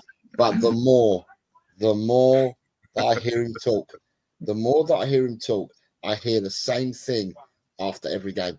It's nothing. I'm not hearing anything different. I'm hearing the same thing. How players listening and hearing the same thing? I'm a bit dubious whether players are still with him or not, because they're hearing the same thing. Sonny has started doing it. When Sonny does an interview, if you listen to Sonny's interviews, Sonny says the same things over and over again. Not the same things Ange says. He says Sonny things, and he says the same Sonny thing after every interview. And I really wanted this manager to work, but at the end of the day, it just seems to be all roads, all doors, anything you want to look at, all leads back to this manager. Because at the end of the day, I can accept it. Yeah, we played badly once, and we didn't get the rub of the green, but that doesn't happen in every single game. And to hear it from him every single time, and I heard that today I saw that on XCOM today, and I thought to myself, shit, haven't I heard that before? And this is at a different club. This is at a different club 3 years ago. You might as well change his jacket, So with AI, they might as well just put a Tottenham jacket on him. How do you get a job as a sponsor? Well, at first, I thought it was AI, and then I noticed then I suddenly remembered they played Bodo Celtic, and I noticed the Celtic badge on him. But at first, I thought, how do you get a job as a sports reporter, guys? Is one prerequisite the fact that you can ask the most stupid question? I mean, like they're always trying to set traps for managers to start off with to get a headline here or there, right? And then they ask the most stupid, mundane, vacuous questions, don't they? And I think, have you given any thought to this? You know? I have to say that, and I do get the criticism of his managerial style, his coaching, whatever. But I think he will be gone, and I don't think he's right for the Tottenham job. But I think that we, at this stage where things are going wrong, we do try and find other things to beat him up with. And I've just seen it on social media. It'd be something, he's wearing the wrong colour jacket, or his hair's parted a different way. I just find that when things aren't going right, we do find things to and not only Ange, for any manager. Or he doesn't show any passion on the touchline. I don't give a crap about any of that. Yeah, I want results, right? Whether you've got a demonstrative manager or not, that's irrelevant. This is just another stick people want to pick up to bash him with. I feel sorry for him because he'd reached a tipping point before our key injured players came back and the season was done in the league by then, right? And even then, you're then expecting those players to come back. All right, you would expect them to because they're experienced. We'd expect Romero to come back on top form, right? VDV is young, Vicario first season, right? And we know he's a bit shaky with his distribution, right? But I mean, it weren't going to happen. And therefore, if it was going to take them time and they don't hit the ground running, then what has happened is what has happened, which was inevitable, right? Basically. But what ends up happening, though, guys, is that we regressed last season. Even though we finished 5th, our form regressed last season. We've taken that form into this season and got worse. And the thing is unless you nip it and you sort something out, we take that form into next season, we're fucked. But we finished 5th last season, Jose. And let's be fair to the manager. Remember I said it. But listen to what I said, though. I said we regressed throughout last season, even though we finished 5th. If you look at our results and our performances from December onwards, we fell off a cliff in November. We didn't win one game. We lost every single game in November last year. Not this season just gone, but the first season that he was there. We lost every game. So as soon as we got the injuries, we didn't win one game in November. We lost every single game in November. Then in the second half of the season, we were losing loads of games. Even though we finished 5th, what saved us was our fucking start, the first 10 games that got us them 26 points. And then you get some points there or thereafter. At the moment, we got 36, 37 points in and there's 4 games left of the season. So what I'm saying is that the form, if you go like that and you carry on going like that, unless you change something at your club, it doesn't have to be Tottenham, any club, then you're not going to expect an uptick like that. Now, someone like, let's say someone like Forest, right? They came up, whatever, they've been in the Premiership for 3 years now. They were down here, first season, then they've gone like that, and now they've gone like that. So you improve, season on, season out, you improve. But if you decline, then unless you change things, your decline will continue. And that's my fear for Tottenham. And I don't. Also, as well, I'm not beating Ange up because you've heard me before, Adrian. When I do my own shows, I've actually said that the whole shit show that's Tottenham Hotspur, the blame for this season for everything that goes on at Tottenham has to be shared equally in different parts and different areas. Yeah, so I agree. For me, it's the players. Some of the players have got to take culpability. The manager has to take culpability. Yep, definitely. Yeah. The coaches, for me, take culpability. Our medical team takes culpability for me. Now that we're hearing all these people going saying, I can't get fixed at Tottenham, I have to go elsewhere to get fixed properly because Tottenham ain't doing it right. So the medical team, and then again, I keep pointing my fingers at Alana. I totally agree with that. Jose, going back to what I mean, if you take when people say it's clueless, he's not clueless, right? No. He's probably had the worst luck going. If you take last season, like them first 10 games, 8 wins, 2 draws, it's still a record. Then VDV got injured, right? He loses Kane at the beginning of the season, arguably the world's best striker. Like 10 games, VDD gets injured, right? Then Maddison got injured on the ankle. Bentancur got done his ACL, right? In that same period of season, you had Basuma, who's a disgrace in my opinion, because he had 3 suspensions that season. Romero had 1 suspension. You had them players out on international duty. They come back, right? And for all that, which was a bad enough season in itself, we ended up finishing 5th. And 2 more wins, actually, we could have finished 3rd. That's how ridiculous it was, right? So he's finished 5th.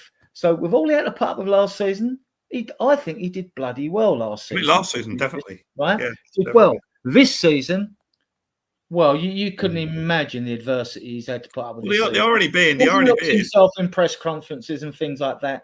But look, to lose your key players and all that, and by the time you got him back, it was too late. And he's gone. He's gone there, as far as I'm concerned. He's gone. Right? He's not clueless. I don't believe he's clueless. They already been that our league form has been dreadful, as everyone knows. But we've got to 2 semi-finals in 2 cup competitions and potentially a final. That's how bizarre Which this fans have season been crying out for, because we all remember the team we put out against. I agree with what Jose was saying about this season. It's everyone involved. Everyone takes culpability about it. But what Ben was saying about his uncle going, never feeling as disconnected under this manager. I'm in that same boat, but it's not the manager; it's the whole club, the whole ownership. And I just at the moment feel very despondent. I can't see it changing. We could get Pep Guardiola in as our next manager, and it will still be the same. I just sort of, and that's terrible. That this is a team that my dad was born in Edmonton. I was born in Clapton and lived in Haringey. So, our whole family's been Tottenham Hotspur supporters. It's been passed on from, grandfather to father to son. And it hates me to say this, but at the moment, our football club is a bit of a joke. And that's horrible. It's horrible to say that about your football club. It really is. But, I just can't see any at the moment, unless there's a massive change. I just can't see it getting any better. Right, just let's talk a little bit about the money situation, which seems to be doing the rounds today. And I don't agree with it, because about what we haven't got. I mean, like, I know we lose money for our league positions. I know we lose money for not being out Europe. I know we lose money by not having a name rights deal, which we can't do a name right deal until 2028. We could get one agreed in situ before then, but because we're hosting Euro games and that's not allowed under UEFA rules. So we can't do that for then. But on the money, I'm going to ask you 2 guys, right? If we sell Basuma, Richarlison, Romero, Solomon, Gill, and we've still got 8.5 mil to get for Højbjerg, which Marseille have got to pay. They couldn't pay it last season because they're above their budget for PSR, right? How much money do you think we get for those players? Let's go through one at a time. How much do you think we get for Romero? Okay. Well, sorry. Right, so what I'm going to say to you, I'm going to give you a stock answer on this. Out of all the players you mentioned, and it doesn't matter what player you mentioned to me, Johan Langer can't do deals. Johan Langer is a diddly squat and doing deals. So Johan Langer, right, so what will happen is you try to get rid of a player. Johan Langer can't do it. 1, he hasn't got the connections, and 2, he's a right fucking idiot when it comes to transfers. And what will then happen is... All right, so before the pricing, we sack all the coaching staff. What then happens is that Levy then gets involved in the negotiations, and then every person that he negotiates with hates Levy, doesn't want to negotiate with him, and then in the end, you end up keeping your player because no one will buy your player off you because they've got to deal with Levy. Tottenham have had a poor run until recently, right? Paratici came in, and since Paratici came in, we did do some deals to get some players out. But the most deals that we've got players out right the door is by letting them go right near the end of their contracts and letting them go on what we call a loan. But their contracts finish 6 months after that loan's finished. So they get a loan, they get a little bit of bonus for it, and then the player goes on a free. We don't tend to sell players. Last year, I don't know how we got away with it. How the fuck did we get 26 million for Oliver Skip last year? I'll never know. Brad, I'll never know. So if Ange goes, Brad, same question to you or Jose afterwards. If Ange goes, then should we sack the science team and the coaching team as well? All of them? I think that happens naturally. Apart from maybe probably Ryan Mason will still keep his job, but I think that's a natural attrition. Matty Wells is head coach because the head coach went to if get Birmingham promoted. Actually, he's got. Certainly people like the Australian guy. I can't remember his name. Milo Jedinak. Yeah, I think probably players like Matt Wells that have been involved in the club over the years will probably keep their jobs, I'd imagine, unless they get offers from elsewhere. But if Paratici comes in, if they re-sign Paratici will take Scott Munn's role. Yeah. If he brings, and he had Gabardini in the Langer role, if he brings Gabardini back Langer role, Paratici then picks his own manager, and I'll tell you something, that manager will come with their own coaches. He's taking Scott Munn's role. No, he's not. He's not. He's a CFO, not a CEO. He's not got the same title. He's going to be across. He's going to be on the board. He won't be the new Scott Munn. Because Scott Munn's done. I think they'll all be gone.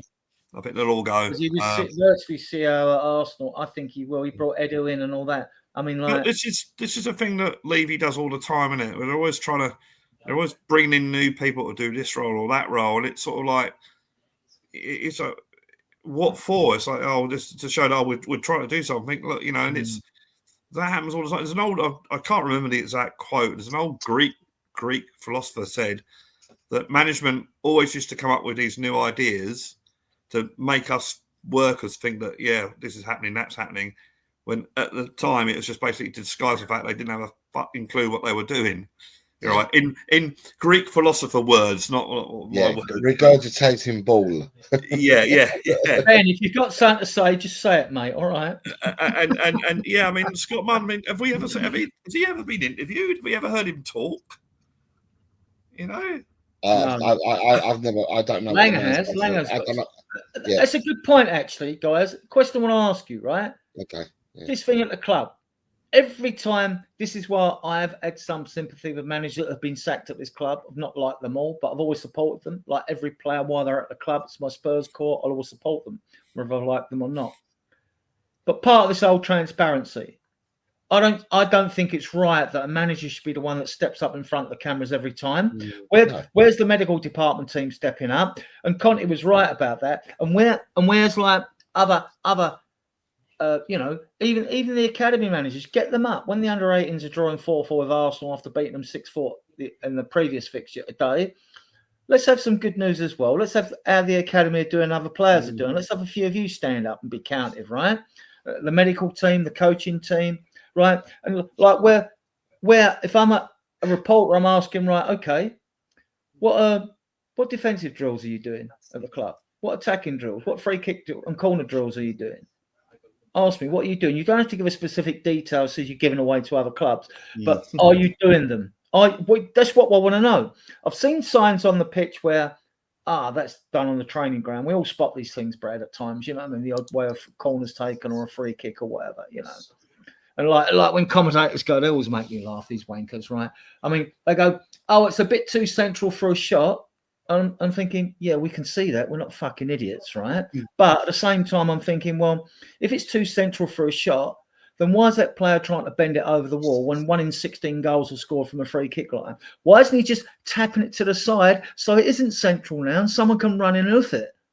You know what I mean? I mean, like, it's just, there's so much. I read a stat many years ago. I'm talking about the 1980s, I think. And in the English First Division, the stat was that only 1 in 50 corners are directly scored from a corner, because at that level, defending corners should be easy. So although the irony being is, and correct me if I'm wrong, I think we've conceded probably less goals this season, haven't we, from corners, which was a big problem last season. Yeah, that's the guy, Milo Jedinak. That's the other one. Yeah. Milo Jedinak. He was captain of Australia when Ange was. Yeah, a bit of trivia here on him. He was the defender that was trying to stop Dele Alli from scoring that wonder goal that he scored against Palace. When he did that little, well, we all know the goal. That was the defender was Milo Jedinak. So back to money, guys. We've gone off at tangent, which was good. It was interesting. How much money do you think? I mean, I don't know if we'll keep Solomon or not. Well, we know we're going to get at least 15 or 20 mil from now that Leeds have been promoted if we sell him. But how much do you think we would get from Romero? Jose? How much we're going to get for Romero? Yeah. The issue that you got with Romero is that you've got the buying club will have a value for the player they're prepared to pay, and the selling club will have a value. So the buying club would say, well, he's only worth that much to us to buy him. The selling club would say, well, they have to think about, you obviously have to think, if you're losing a player, what are we going to do, and how are we going to replace? Are we going to bring someone through? How much is that player value to us? And for me, unless Levy has been struck down by lightning, right? Atletico Madrid ain't offering the bunts to take Romero over. I think Romero is in excess. I'd say to get you to the table to start discussing a fee, to discuss a transfer, I think you've got to be bidding 70 million. Yeah. Just to get to the table. I think I've read, and he's got 2 years left, so we can always hold him to his contract. I think I've read that Atletico are prepared to pay 40 million euros for Romero and 28 million euros for Bentancur. So a double deal at 68 million euros. That shows you where Atletico Madrid are. Atletico Madrid haven't got all this money that people say that they've got. Yeah. At the end of the day, and like I said, unless Levy gets struck by lightning, right? Levy ain't letting him go unless he gets what he believes the player's worth to him and to Tottenham Hotspur. Although if the shoe was on the other, if the shoe was on the other foot, Levy will be offering Atletico Madrid those figures, those small figures. Yeah, I mean, they want Bentancur to sign a new contract. I like the player. I know the jury's out on him with Spurs players. It's subjective. I like Bentancur. I liked him sort of last season is when he was more not having to sit deep, was driving and dragging us up the field. That's the Bentancur I liked. Not too concerned about the ACL injury, but everyone we were panicking about, because you don't need the pace of a winger in midfield, right? You don't need that pace. And actually, he's come back. I think he's done all right. I thought it was brilliant away at Brentford. I thought it was brilliant away at Frankfurt. I thought it was really good. He's been inconsistent, but who hasn't in this team this season, right? So I would keep him. I don't think he's 28 now. I don't think he really wants to move. I think he's settled at the club. He likes it at the club. So I think he'll sign a new contract. With Romero, love the player, but with me, if you don't want to play for my club, you've got 2 years on your contract to sell you. But we ain't selling you on the cheap, and you have got 2 years left on your contract. And even if you make a stink, if Madrid or both Madrid or even PSG who don't need him, or Bayern or someone like that will come in for him, or those that could afford to buy him, come in or not, then they've got to cough up the dough. Otherwise, you keep him. And if you keep him for a year, those clubs might look into bringing someone younger or someone cheaper. So, this isn't sort of a done deal. Obviously, you don't want to keep an unhappy player at your club. I don't think Romero's unhappy. I just think that he's disgruntled, like Sonny might be or other players might be, and the fact that we've been so poor, right? My only concern, though, Adrian, right? Yeah, go on. Is right. My only concern is I watched Brighton go and spend £200 million last year. That's without play. That's without it. They weren't even looking at player sales. They went and spent over 200 million, and they brought a load of players in, right? And some of them players haven't paid off this season, right? But in the long run, the players will pay off, because they bought youngsters, but they bought youngsters with quality. Apart from they bought Matt O'Reilly, who's a bit older than the youngster, but he got injured, but he will be quality for Brighton. Max Wiffer, who they bought from Germany, he will be a quality player. So I'm watching them spend 200 million. Then I'm watching the bits and pieces that Aston Villa did just in the January transfer window and what they signed at the beginning of the year, because they'll get the Champions League. And the only fear I have for Tottenham is that over the years we've been seen to be selling players, but we never replace the players that we sell. And we don't upskill, we downskill on everything that we do. And because of the kind of season we've had, and because of the bad chemistry for me that there is at the club at the moment in all departments, all I can see at the moment, speaking today on the 29th of April, all I can see is a fucking exodus. I can just see a load of players wanting to leave as I speak today. Whether things change if we go on to win the Europa and that, Whether things change or not, I don't know for these players. But at the moment, all I can see is a mass exodus of players. Players thinking to themselves, what are we doing at this club? Not even waiting for. I think conversations have already taken place with some of these players. Okay, then. And their agents. I've given this some thought, Jose. I don't know how much thought you've given this, but when you say players exodus, what players? For me, I reckon Romero's spoken to his agent. Okay, one, yeah. I think Mickey van der Ven has spoken to his agent. I think Udogie has spoken to his agent. Pedro Porro has spoken to his agent. Rodrigo Bentancur spoken to his agent. Rodrigo Bentancur has spoken to his agent. I think Bissouma's obviously spoken to his agent. I would have thought that Richarlison's spoken to his agent. I would have thought Sonny has spoken to his agent. I think James Maddison has spoken to his agent. Kulu's spoken to his agent. I think a load of them have. It's been a right nightmare. People don't understand. I don't think the magnitude of where we are at the moment and how we've dropped, it's awful. We are a laughing stock for a lot of people. Next season's a World Cup season as well. Yeah, people don't want to. As I said, unless you make changes and major changes in that, we're gliding that way at the moment. We're not going up that way. We're gliding that way. And normally, the way you finish off the season is what you take into your next season. We're going like that. So what do we want to take that into our next season? And that's what I'm saying. We need to make changes. The changes can't wait till the 30th of June. The changes have got to be made more or less straight away. At the end of the day, I've got to. The other thing is, if he's not speaking to his agent, he needs to, and that's Vicario. Vicario needs to speak to his agent because he's just crap. Absolutely awful goalkeeper. Awful goalkeeper. Shot stopper. Yeah, he saved a few goals for us, but his distribution is put. We were told that we didn't go for Raya because Vicario is a better option.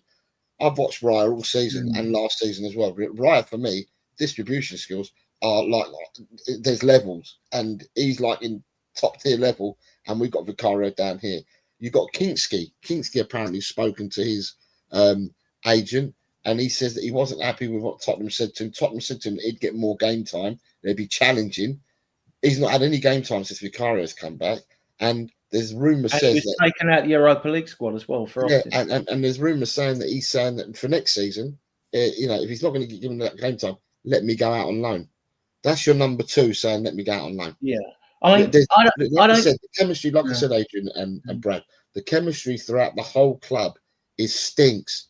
Throughout the whole club. And this is why you want some new. I mean, I know this is easy to say. You want some new owners to come in that have got a vision for the club of winning trophies, and we're going to put all this money in. It might take 1 or 2 seasons. It didn't happen overnight with Man City, and then maybe these players. Brad, with Man City though, when the guy came in and he bought the club, but Mansour, whatever his name is, when he bought the club, what did he do?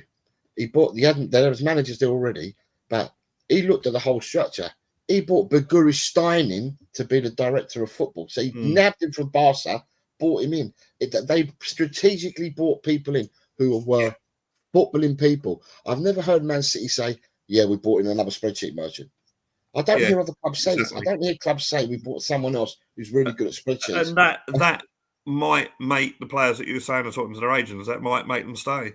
In fact, it might be the only thing that makes them stay. It might be the only thing that attracts other players. But do we need new owners for this? Right, and I'm going to ask you, Brad. Do we need a new owner to come in and do that? Or do we just need footballing people to be bought in, even if it's someone like, let's say, I'm going to keep picking on Paratici. If Paratici was brought back in and sat on the board like he did before, and it was footballing terms, and he dealt with the footballing side of it, he improves us, right? Because it's football. It's not spreadsheets, it's football. So I'm not too sure whether we do need owners. I just think we need people in and around the club that are football people. I don't think. Is Daniel Levy and the board going to do that? I don't think. I think they're more interested in bringing in businessmen, business people. And when I say new owners, I'm talking also from the point of view of just totally starting again, because it clearly hasn't worked with the current owners. I don't get too concerned with transfer rumours about our players leaving. when I pay attention is when they're down to the last 2 years, because you don't want to run their contracts down. So Romero's down to his last 2 years. Now, I don't know all of them. We know that Bergvall's just signed to 2031 today. We know Archie Gray's on long. A lot of the younger players are signed up. Like, we know that Odebert will we keep Tell? He's shown a bit more to keep me interested in him, but we're not paying that sort of money for a player. And Bayern can take him back tomorrow, as far as I'm concerned. But the thing is, though, Adrian, right, is right. It's all well and good saying this. Brad, you two have beaten more games than me this season, right? So I've been watching from afar, right? But I still support Tottenham, and I still want us to win, right? And I'm just looking here, and I'm thinking to myself, it's all right having all these young players. What are we going to do next season? Are we going to go and buy youngsters all over again, like we have been doing for the last few years? And then all the other teams around us are going to solidify by buying either a mixture of youngsters and first team players, or doing Aston Villa. Aston Villa thought, right, we need to get to point A really quickly. They went and bought experience last summer and in the winter transfer. They bought experience. They didn't think, do you know what, that 18-year-old ain't a bad player. We might be able to nab him for 30 million now. They didn't think of that. They just thought. And as fans, what do we want? Do we want the here and now, or are we prepared to wait for something possibly, because you're not guaranteed, something possibly to happen in 2, 3, 4 years down the line? Yeah, but we've run out of patience. I mean, this is why I won't renew my season ticket unless we win this trophy. And the reason I'll renew it if we win the trophy is because we've got Champions League football, and I want to see the best players and the best teams play at our stadium, right? So that's it. Other than that, I'm not doing it, you know. And like, I've had over 6 decades of watching this club, and since 2000, I'll be very disappointed if we don't buy experience over the summer to go with these young players. We need oven ready. Now, I think it's more likely that we might go for a Jonathan David because he's on a free, and Angel Gomez because he's on a free, both from Lille. Okay, but it's World Cup season. It's World Cup year, like Brad said. Why would they come to Tottenham Hotspur if we're not playing in Europe and we're like languishing like we are at the moment? Why would they come to us? We don't get we don't get the choice cuts. We don't get the choice cuts because of where we are. We might not be in Europe. But in the same instance, if other clubs aren't in for these players, they will come to Spurs. If the top clubs are, they will come to Spurs. One, because they'll get more money. They might not get the wages they'll get at Man City or Chelsea or whatever, but they will come. Spurs are still a big club. I know we're shit at the moment, but Spurs are still a big club that will attract players. We will be lower down on the pecking order for players. If other clubs are in for them that are in Europe or whatever are rich enough, they will get them over us. We know that. It's always been the story, though, isn't it? It's always been the case. But the thing is, still get them. But I don't want that. As a fan, I want us to have. I want us to have a bit of the share of the pie. I want to have decent players. Like Brad said, the last decent player we bought. So do I. And Brad said the last decent player we bought was Romero. Yeah. Right. So what? We're now buying one decent player every 5 years. That's bad. That's bad. I mean, we didn't bring a player in under 518 days under Poch, right? That's where our malaise starts from there. That's where the rot set in. That squad had like pressed and was starting to show fatigue and wear and tear, and we were getting injuries and blah, blah, blah. And there was no reinforcements of quality brought in, right? And so we started to suffer. And we finished 2nd, 3rd, and 4th in those seasons. And then we finished 6th and 7th. Then I think it was 4th and 8th after that. I don't know if it was Angel and 5th or something else happened in between. But I remember. You could see 2nd, 3rd, 4th, 6th, 7th. You could gradually see the decline. Why didn't the club see this? And then it's bringing in, we brought in a lot of youth. Fair play to Paratici. He's revamped our academy. That was brilliant. But then you're waiting again. And I'm as frustrated as the next fan. That's why I'm not renewing unless we win this Europa League. I'm not renewing my season ticket. The players we signed in the past, Lineker, Bodo, Gascoigne. Modric, Van der Vaart. Modric, yeah. Although I think Modric Jurgen the German. Yeah, Jurgen Klinsmann, yeah. We've only ever signed 2 world-class players in my nearly 65 years of watching his club play football, right? We've signed 2 world-class players. We've had lots of other players that have gone on to be world-class, like Bale, like Modric, players like that. Even Berbatov, you could say. The only 2 world-class players we ever signed. Gascoigne and Klinsmann. No, because Gascoigne wasn't world-class. Well, Jimmy Greaves. No, he was, but he wasn't when he came to us. This is what I'm saying. When he came. No, he was top player when he came. No. He wasn't world class when he came to us. All right, we can agree to disagree on that. In my opinion, the only 2 world class players we ever signed, and we all spent big money on bringing the best players in back in the day, were Jimmy Greaves for the £99,999 and Jurgen Klinsmann, who was already proven to be world class. What about Martin Peters? What, 220,000 we paid from West Ham, and Greaves went the other way. Played 39 games for West Ham. I mean, he might have been the last. Like I say, we bought Romero as a World Cup winner now. Martin Peters technically was a World Cup winner when we bought him. Yeah, but the ghost, right? No one. Yeah, it's just that like these, and not only that. Back in the day, you didn't have that world class narrative term anyway. You didn't talk about it. When that descriptive narrative got talked about as being world class, you picked what you considered were the 11 best players on the planet as world class. Now you get these players on being interviewed going up, oh, they've got world class players, we've got world class players. It's so much BS, right? It's all smoke and mirrors BS because they haven't. No one wants to say a bad thing about other teams because you don't want to get a backlash from their fans or whatever. Same with managers. They won't say a bad thing about other managers or other teams. Right? Same thing. I mean, but the term world class is bandied about too easily these days. Well, let me just go through the comments. I was going to say, who knows, Ben? Maybe Bergwell will score our 4th goal on Thursday night and lift up his shirt to reveal "Happy Birthday, Ben" on his shirt. Yeah. So you didn't ask. My original question was, how much do you think we're going to get for Romero, Bissouma, Richarlison, Solomon, Gil, and Højbjerg? We know it's 8.5 million at Marseille have got to play. So it's 6 players there. And people think we're going to be skint. We're not, right? So if you say 70 million for Romero, how much, guys, to you, we getting for Richarlison? And there's a shortage of number 9s out there. We know Arsenal and Chelsea could do with a number 9. They're not going to come in for him.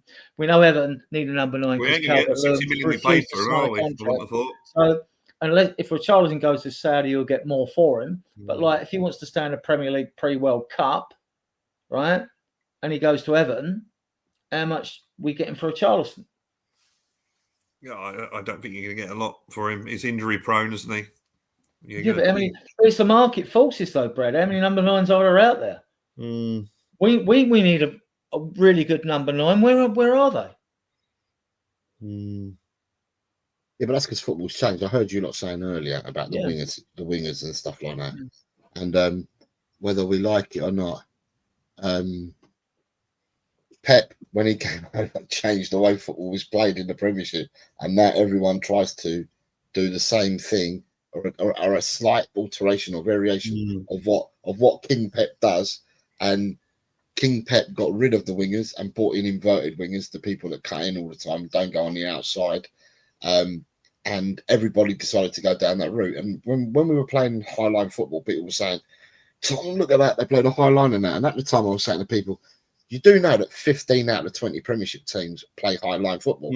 Pochettino played high-line, didn't he? Yeah, but it's just that it's all because it's Ange and because it's Tottenham, we're the only team that plays high-line. Anyway, in the Premiership, all 20 teams now play high-line. It's not just 15 anymore. It's all 20 that play the high-line. And all 20 do the same thing with the inverted wingers shit and all that. They do all that. Football has been destroyed, Brad, and I keep saying this. For the last 15 years, football has dropped completely because people are now told where to stand, where to pass the ball to, what lane to go into. They are so drilled like this. Robotic. Robotic football is what I call it. Yeah, you don't get the mavericks that we used to get, Brad. The people David Clark here, just a second, mate. I mean, They paid 100 million for João Felix. Don't forget that, right? But that's the only time they spent 100 million. Isn't that because the fear of losing is so big now? The fear of getting relegated is so big because of all the money involved in football that teams are now going to be more, careful with how they play. But the thing is, abroad as well now, Brad. So how much for a Charlton, guys? What Pep's done here, right, has actually filtered into Europe now as well. You watch Europe, in Europe, the players, I mean, PSG are an outstanding side, but they're two wide boys. They invert. They're two wide. Bayern Munich, they're wide boys. They invert. Inter Milan, you look at all the top teams, everybody, Saka inverts, So all these teams, it's not just the Premiership, but what he's done, what King Pepper's done in the Premiership has ruined the Premiership for me and ruined football for me where you don't get the Mavericks. But the rest of Europe are following suit. It's not just here in England we've got that problem. And what I'd love to see is a manager that comes in and says, "Do you know what? I'm going to rip up the rule book and I'm going to go old school. I'm going to play the 4-4-2, or I'm going to play the 3-4-3, or I'm going to play a 3-5-2 without these bloody inverted wingers." When was the last time, like you lot discussed this earlier, and I'm not going to say he was brilliant, but Aaron Lennon would get you off your seat. Yeah. I liked Aaron. I liked Aaron Lennon, yeah. Aaron Lennon. An interesting story about Aaron Lennon. Aaron Lennon would take people on, and if there was too much traffic, I've seen Aaron Lennon run right across the pitch. He couldn't shoot with his left foot, but I used to drag the ball right across the pitch to the other side.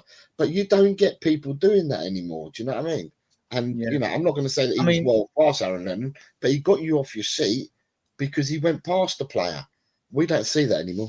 He said in a recent interview, Jose, funnily enough, he said, like, when I was at Spurs, what was frustrating was, like, other teams would always put two men on me. He said, but that changed when Gareth Bale came. I was going to say, yeah. I thought it was great. That was always fun. I know you've got to go shortly. Yeah, I need to go. Like, guys, I mean, like, you give me a price. So you're saying 70 mil for Romero. Let's be conservative. Say 50, right? Let's quickly rattle through these in line. How much for Richie? Oh, you wouldn't get any more than 30 million for him if that. If he goes to Saudi, you get 50, 60. I guess there is always that, yeah. If he goes to Everton, I think they won't pay more than 20 million for him at Everton. Okay, so you've got 70 mil, right? Basuma. Oh, Jesus. I reckon you get 20 million from him if he goes abroad. 90 mil then, right? So we're on 90 mil. Solomon? I think we could ask for a bit more for Solomon because he's had such a good season at Leeds. You might have a few Premiership teams interested in him. How much did we sell Rodon for to Leeds? 12? 15 million. Okay. Well, they're talking that there's been rumours talking about 12 million is the magic number. If Rodon went with 15 million, Solomon, who provides the goals and assists and that for that Leeds team, 20. He's probably worth a lot more than 12 million. It depends. I mean, Leeds will have money next year to spend. I don't know. Leeds will have money to spend next year, so I'll be conservative. I'm going to say 15. I'm going to be conservative and say 15. So we're at 50, 20, 105. 20, 105 mil. Yeah, but don't forget we don't get the money. They don't check out for 30 million. No, don't think of it that way. The same thing, Brad. If we go and buy players, we don't pay all the money up front either. We amortise that over 5 years, which is within the rules now. It has to be done in 5 years, not 8 in Chelsea. So you're now talking 105 mil for those players, right? Now we know we're going to get 8.5 mil for Højbjerg, right? And how much for Gill? 5, 10 mil? I thought he'd already received a fee. I thought he was already he comes back to his club. No, he comes back to his club in the summer. I thought it was an obligation to buy with him. No, with Hill Hill's out injured at the moment. He's just come back he's just come back from injury. They like him at Girona, but they don't want to pay the amount of money that they'd agreed with Tottenham or the kind of the 8 million that was mooted or something like that. Well, we loan him out again then. Hill will get enough. Right, the thing is, in order to up his price though, Adrian, like with everyone else, you have to have a really good loan. And he's played badly for Girona. He's played well for Girona. It's just that he got injured and he's been out for a chunk with injury. So the kind of money that you're gonna get for Hill in Spain, Hill was going to go to Spain. He's missing a family home and all that. Yeah. Hill will sign for somebody in Spain. But you've got to remember, Spain ain't got the money. We're not talking Premiership. We're talking apples and pears here. They ain't got the money. I reckon for Hill, we'll be lucky we got 5 million for him. Sterling. 5 million sterling. Which is what, which is 6 or 7 million euros. So we're looking at 6 players, guys, and being very conservative. We're talking about bringing in 110, 120 mil. So you could put on 25 or 30 mil down on 4 quality players, right? I think Alejo Veliz will be sold this summer as well. He's had I don't think he'll be sold. And the reason for this, bear me out on this, right? I don't think Veliz will be sold because he's done nothing. He's not had the opportunities to do anything. So actually his value is crap, right? So with a crap value and you're paying his wages, you might as well loan him out again, because if he improves, you increase his value and you get something better and more money for him in a later year. So I don't think Veliz will be sold. I'd like to see him go in the Championship, to be honest. I don't see how you gain anything by selling him, Jose. And for how much? Right. Okay. This goes back to again who the people are at our club, right? They sent him on loan to Espanyol. He's had a shocking loan at Espanyol. He's played, including substitute appearances, I think he's made like 34 appearances or something stupid like that. He's made quite a fair few, but off the subs bench. He scored 4 goals in the entire season. 3 of them came against a 7th division team in a cup game, and he scored 1 in the league game right at the end of 1 game, right? He's had an awful loan. He had an awful loan at Sevilla last year as well, but that was due to internal politics. The people that send them to these clubs, they haven't done their fucking due diligence on Alejo Veliz, because he's had next to no game time whatsoever. We have been successful with some, so you're going to turn around and you're going to say we've been successful with Donnelly and Josh Keeley, right? Some people will turn around and say George Abbott, George Abbott as well. So basically, anyway, guys, sorry to interrupt. I need to go because I've got work tomorrow. So thanks for coming on. Thanks for having me on, Adrian. Nice to see you, Jose. And you, goodbye to everyone in the chat, and might see some of you on Thursday. I'll see you, Adrian, on Thursday. Right. Spurs. My prediction: 4-0 Tottenham. Yeah. Good night, all. Good night. So for me, some of them worked out well, but Tottenham. Remember when I was talking about the youngsters earlier, Adrian? Right. Yeah. And I was saying that we don't have, because of everything that's happened, we don't want to wait 2, 3, 4 years to see what these players turn into. Now, for me, that's on the proviso that them players are staying at the club.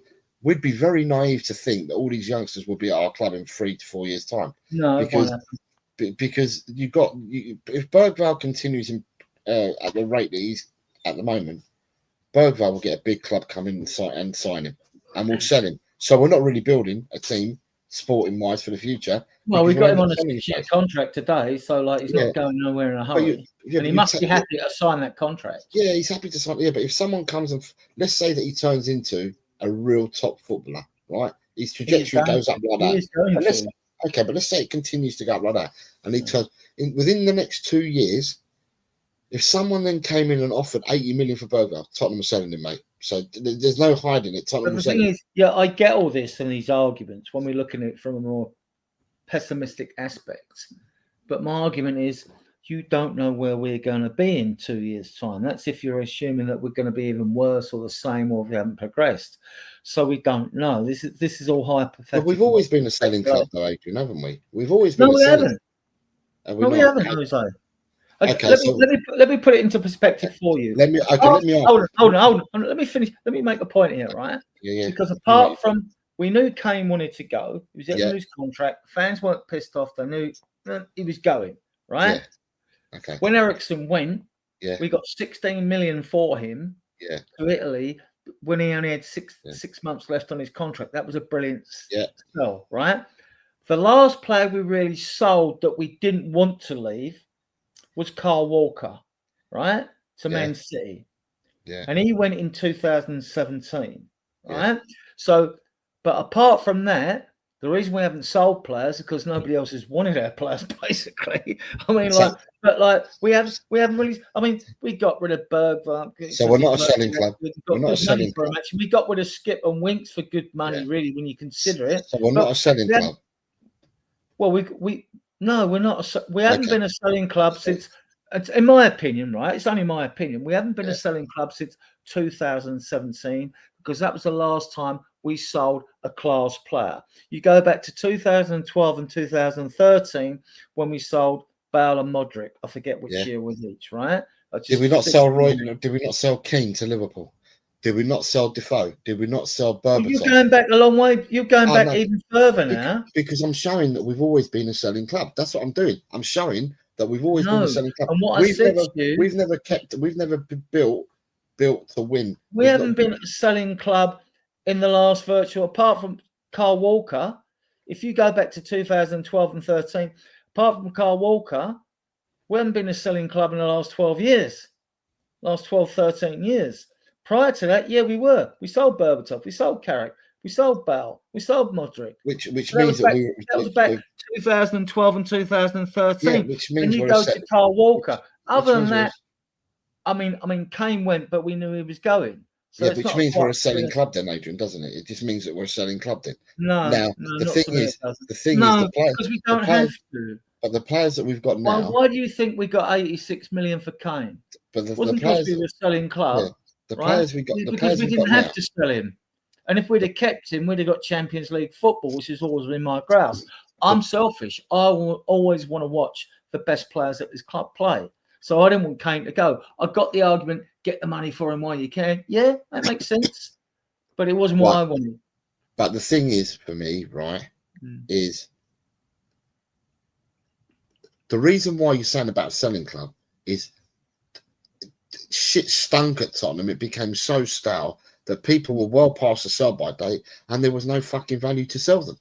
So that's why people didn't buy our players. And we had a period of time that stank for a while, for a fair few years. Yeah, so but that stank period came from when the stadium opened from 2019 onwards, when Poch wasn't back for 518 days. But now, do we have players that are worth selling? Yeah, you have Romero, you have VDV, you have Kulu. But to you and I as supporters, it's not worth selling because we want to keep our best players. But to other teams will look at Tottenham and say, right, we can buy him.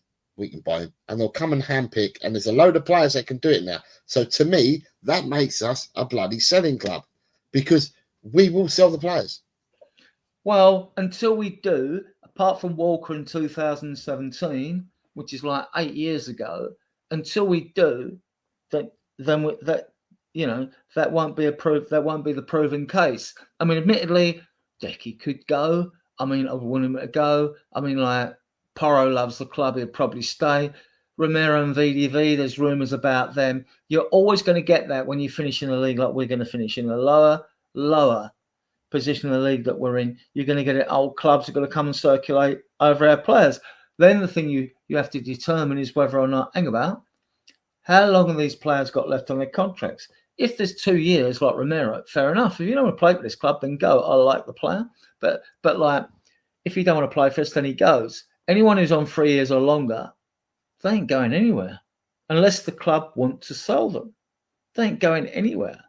Now, I think Bentancur's down to 1, maybe 1 or 2 in the summer as well. And they want to offer him a contract. So, and then you have to consider the player. Does he really want to uproot? Is he settled, or does he really hate it where he is? So there's all these things to take into consideration. So, I mean, I'm not worried about the majority of his squad staying together. Like, if Romero goes, fair enough. If Rachid goes, I couldn't give a shit. If Basuma went, I couldn't give a shit. Solomon at Leeds, he's interesting, man. I just don't know. Give Sonny 2 assists and a 5-2 away win at Burnley when he played. See him in a couple of cameo roles on the right, not on the left. I don't know. I don't know about him. I don't know if he's Premiership standard or not. If we actually got rid of Solanke and Richarlison, would I be bothered? Not really, because they don't compare with strikers I've seen at his club. But if you did that, Adrian, right? Right. Okay. Let's say we're not getting Europe, and you did that. Who's coming in? Well, if we're getting the money we're saying for the players we said we're going saying, like, say 100 mil, even let's go even less, right? We know that Angel Gomez is on a free. He's a decent player. A bit small, but like Ardiles was small. We know Jonathan David's available on a free. Right? We know that we can get Johnny Cardoso for like 21 million, 25 million euros, because that's part of the Lo Celso agreement. There's 3 there you could go for. I like Tar, the captain of Germany at Leverkusen, but I don't think it'd come to Spurs anyway. You could go. No Europe.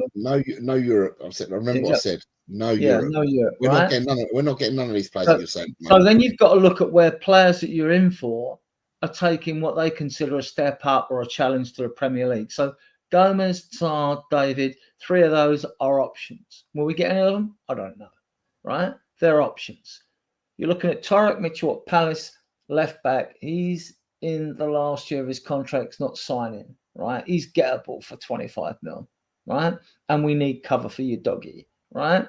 And he's okay. He's not nothing spectacular, but he's at 24, 25. He's okay. Right? He's proven Premiership level. Right? And when it comes down to actually Galacticos or players out there, where are all these superstars now, Jose? Where are they? The ones that you say that are the 60, 70 million or up to the 100. Where are the Messis or the Ronaldos or, where are they? They aren't out there no more. Nico Williams is one on the lips, still at his club. But where are they? Where are these, super Galacticos? Where are they? There seems to be like a dearth of them at the moment. I agree, Ben, that Tar's quality, and he takes a lot of stick in Germany, and he's captain of the German side, and I like the player, right? What I've seen, but then are we really that desperate in centre back if Romero goes? I mean, like, we don't know if Dragason's going to kick on. He's been hit and miss. You got Danso, who looks a good buy for his money. You've still got Davies, who's staying, have extended his contract. You got VDV. If Romero goes, that's 4 centre backs, even if Romero goes, and we're not even talking about Vaskovic, Dorrington, or Phillips. So I'm not exactly. I don't think we're blessed in the centre half department as far as I'm concerned. That's not an issue. We need a left back. We need a defensive midfielder, right? And Bentancur is not a defensive midfielder. I think he's better off more as an 8 for us. When he's looked good, he's been in that position. If we got Cardoso, I would prefer Fratesi, but at Milan. But I wouldn't, I wouldn't be upset if we got Cardoso. He's had some impressive performances this season. If we don't win in Europe, right? We don't win the Europa League, right? I see an exodus, right? And if we keep the same people on board that we've got at the moment, I can't see us getting anything tangible coming into our club for next season. I completely worry. So it's bad enough that we shop in Poundland as it is all the time. We've dropped our salaries now where we won't pay anything more than 15 grand, 20 grand, 30 grand. We're not paying the wages. People ain't going to come to us. And I just fear, honestly, I really fear for the club. And even if we did win the Europa, so I'll ask you this then, Adrian, right? We're at the point in the 89th minute. No, start again. We're at the point that we start the kickoff of the Europa League final. We get there, we're in the final. We're just about to kick off, 5 minutes before kickoff, right? How many players short are we of having a decent squad? I think 3 or 4. I think 3 or 4 could transform us. It still wouldn't get us to where we want to be. I mean, you've got to look at winning the league. And to win the league, you need to score 100 goals. Where are we getting 100 goals from? And we scored a lot of goals this season. I think we're the 3rd highest goal scorers. But it still isn't enough. We've got an attack, which is pretty pathetic, in my opinion. For all the stats and the amount of goals they've scored, right? There's no cohesion or fluidity amongst the players. Like when you used to get a pair of strikers that had this telepathic understanding. We've got none of that. Even with the link play, none of that. We're getting goals through some good moves and, progressive football and all that. But it's not convincing, We will always score goals, but it's just not convincing. And you need that. You need that belief when you get a front three. I mean, like, when we had Crooks, Archibald playing up front, even with Galvin on the wing, you had belief in that front three. 25 from Archibald, 20 from Crooks. Galvin didn't score that many goals, but those two would get you 45 between you. I mean, like, you had belief. I don't have belief in our forward line. I've come to have a bit more belief in our midfield, which if you don't win the midfield battle, you rarely win a game, that there's been signs of cohesion in recent games when it's been Maddison, Bentancur and Bergvall. Now, you could throw Decky into that mix, so 3 from 4 if Decky isn't playing on the right wing. So, and that's okay.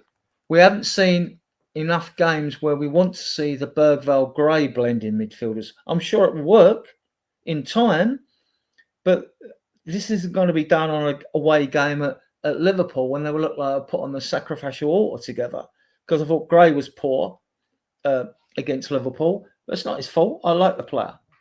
But it's because Ange he's already decided like his future lies in the Europa League, and he's like rested plans for the Bodo Glimt game, which actually I haven't got a problem with that. I've got a problem with losing 5-1, but I ain't got a problem with them in resting players, So that's my take on that. But our forward line. So basically, I've asked you a question. You said 3 or 4 players. So for me, my answer would be the same as it was last summer. We're 5 players short, right? We were 5 players short for this season, is what I said in the summer. So therefore, it stands to reason that before kicking off, if we reach the final, before kicking off, we're still 5 players short in my eyes. Positions? Jose, give me the positions. Just 5 quality players fucking short. It doesn't matter where they play. We're 5 quality, proven first team players short is where we are. Possibly 2 along the front line. Possibly 2 along the midfield. Possibly 1 on the left side of defence. A goalkeeper. Seriously, we need a goalkeeper. I think Vicario is horrid. Absolutely horrid. He puts us in more problems. I get nervous every time he touches the ball. I don't understand what he's doing with the ball. Maybe we'll see Keeley pre-season then, because he had 14 clean sheets. I mean, Gunter's gone out of Worldstone. That hasn't been too good, but they're right in the bottom of the league anyway. He's only 19 and he's back on the substitutes bench at Worldstone. But right, so now, fast forward, we're in the cup final of the Europa and we go on to win it. At that point, how many players short are we for next season? I mean, I've said it 4. 3 could transform us if you get the left back I want, or someone like David Hanko that can play centre back, captain of Farnard. He could play left back as well. You're talking about 6 if you go the cheap option. The cheapest option out there now, because he seems to have developed his game and upped it, would be a Cardoso, although I prefer Fratesi. So that would be 2. Centre back position, I'm not too panicky about centre back, even if Romero goes. I mean, he's a quality player, in my opinion. But I think we've got more than enough cover, depending on the system you play. I mean, Davis and Danso aren't a poor pair, but when you're used to VDV and Romero, suddenly people think, oh, David and Danso, they ain't good enough. Well, when's the last time Davis ever let us down? And Danso looks good. He could do, if he was better passing the ball and progressing the ball, that would help, right? Dragerson, we don't know. Good games for Romania in the Euros. Started well for us, fell off, got sent off against Karabag, blah, blah, blah, and all that. So we're in unknown territory and he's got to come back from injury. Then you got the 3 kids, Vaskovic, Dorrington, Phillips, right? Not too bothered about that. Midfield is a concern because you want to be able to change your midfield 3 without having less of an ineffective impact on the team, which we haven't got, because at the moment we seem to be picking 3 from 4 of Bentancur, Bergvall, Decky or Maddison. We don't know about Gray and Sarr, although Sarr's got 6 goals and 2 assists this season, believe it or not. I like the look of Sarr. I don't know how he really fits or in a system or we need to be able to get better out of these players in a blend. When you're blending 3 out of the 6 of them, how you get a blend, and that's without bringing in a Cardoso in. Up front, I've seen a bit more and better from midfield that I thought, something's gelled here. Up front, we've scored a lot of goals, but I think we're pants. I think we're pants up front, to be honest with you. I mean, lack of cohesion, lack of fluidity, lack of understanding. We get goals. I don't know if we're getting them more by luck than judgment or whatever. I mean, when I look at the front threes we've had in the past, I just I have to hold my head in my hands, Jose. But I think 4 could do it. Could really make us different. We're going to be better next season, whatever happens. We know that anyway. No matter who comes in, we will be better. So, okay, so to answer, you said we're 3 or 4 light as we are, because it's as we are now, so you're saying 3 or 4 light, right? But if we win the Europa League, how many are we light for next season? Is a number that I asked you. How many are we light? Are we still 3 or 4 light? Yeah, we're still 3 or 4 light, because the point is, it's not a question whether you want 5, 6, 7 or whatever it is, right? You got to be practical and realistic about this. Who is going to go? So who replaces them? So if Richarlison, Romero, Basuma goes, that's 3. Solomon's not really being in the squad. So you're going to have to replace 3 minimum, right? Now, it might be 4, right? With Solomon going. So, So to me, we're not going to bring in more than 4. Okay, so the answer for me is, right, including sales, but I don't care, but you've got to sell players as well, because we've got shit players in my eyes. So for me, I said we were 5 light this season. If we are going to be in the Champions League next year, we are 10 light. I'm adding another 5 to the 5 we're already light. We need 10 players for next season.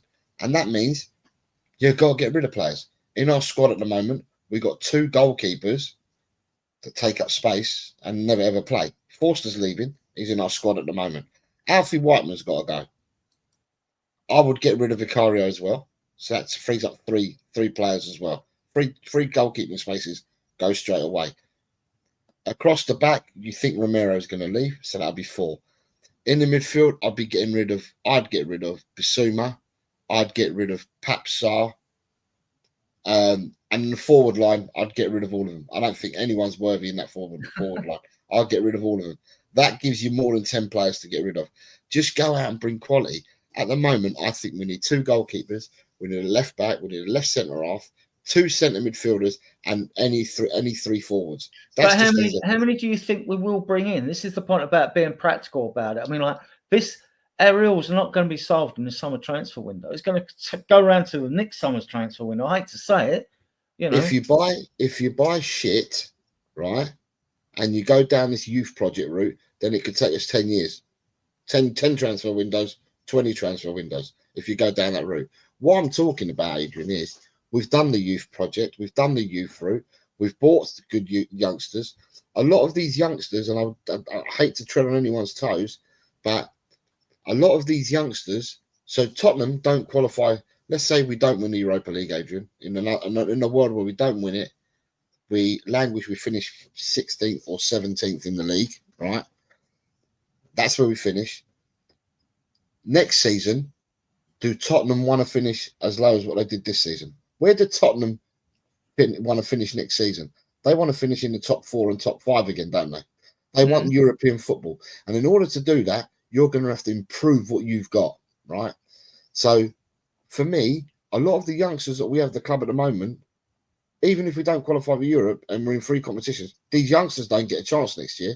These youngsters will all go out on loan. They won't be given a chance to play in the first team. They will all go out on loan. They'll send them all out. So all the players that are currently out on loan at the moment, none of them are going to come back and play first team football. Well, that will depend on if any of them show enough pre-season, because there will be quite a few of them going out. So in order for Tottenham, if they show enough in pre-season, they'll be part of the squad and they won't go on loan. If they don't, they'll go out on loan. I agree. So if Tottenham have got ambition of finishing, or it's not Tottenham's ambition, it's the hierarchy. We haven't really got fucking footballing ambition at the club, but the hierarchy want European football. If you want European football the next season, are you going to put it on? Do you know what? We've got 3 or 4 youngsters that have done well in pre-season. What we'll do is we're not going to buy anyone. We're going to use these 3 or 4 youngsters and play them and hope that they play out their skin and they get us up into the European positions. You can't gamble like that. No. The only gamble you can make is by bringing players in. I've got a feeling, right, And my feeling is that even Vuskovic, I'm not sure whether Vuskovic comes back and gets a starting berth. I'm not even sure if Vuskovic gets sent out on loan again. I think Dorrington will go out on loan again. They don't rate Dorrington in the club. So these players are like, these youngsters, some of them will either get sold or they will be re-loaned again next season. I don't think Dorrington stays in the first team. I don't think Donnelly stays in the first team. Josh Keeley, George Abbott, Alfie Devine, none of them make the first team next year and the first team squad. I think they all go out on loans again. Make the first team. Keeley, I'm not sure. Clean sheets at Orient. I don't know. Especially as a Gunt has gone out, who I thought was superb in the under-21s last year, to be honest with you. I don't know. And we know that only 3% of academy players for any Premier League club ever make it to be in their 25-man first-team squad, let alone be, a regular starting 11 player. It just doesn't happen. I mean, when the players do make it in their starting 11 through their squads, it's usually through the less wealthier clubs that are forced to play young players because they haven't got the money to go out and be strong everywhere, like richer clubs should be, like Spurs. So there is that. So I don't disagree with your argument. I think 3 or 4 players could transform us. Look, I don't care who the manager is, blah, blah, blah, next season, because there's no way we're finishing where we are this season, even with the squad of players we've got here. Even if most fans think the squad is shit, it's not terrible squad. It's just that there's been through the coaches and everything else, they've not been able to be able to blend these players, to be able to play right for in different games, cup games, these games, and make it work. Is Archie Gray a first team player next season? I don't think he is. I think he goes out on loan. I don't think he goes out on loan, but he's going to be a squad player next season, definitely. I think the only youngster that's a first team player next season, not even a squad, but will be a first team player next season, will be Bergwijn. Mikey Moore will go out on loan as well. Sorry to say this to people, but Mikey Moore will go out on loan. At the end of the day, these players, he won't go out on loan because by the time next season starts, he won't be 18. His birthday's August, so he's 17 in August, and the season starts before then. And you can't go out on loan before you're 18, so he's not going out on loan, Jose. But the loans, remember, right? But he will be. He's 18 before the end of the transfer window, right? So he could be loaned because he will be 18. No. Yeah, right. The end of the transfer window. 18 before you are loaned. Forget the transfer window or anything else. You have to be loaned. So August, if the season's in flow, now I don't know if the season's effective regarding the World Cup and things like that. But the transfer window, if it's open so you can loan players up until the transfer window opens in about July. Right? Yeah, it opens earlier.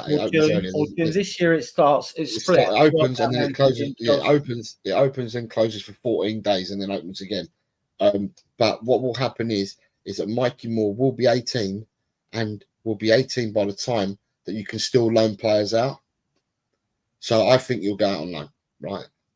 As I said, I just think that from the players that we've got, from the youngsters we've got, I don't think Tottenham, unless Levy has had this bolt of lightning and doesn't really give a fuck anymore about the football side of it, completely doesn't give a fuck about it anymore, then he will want to finish in the European slots the following season.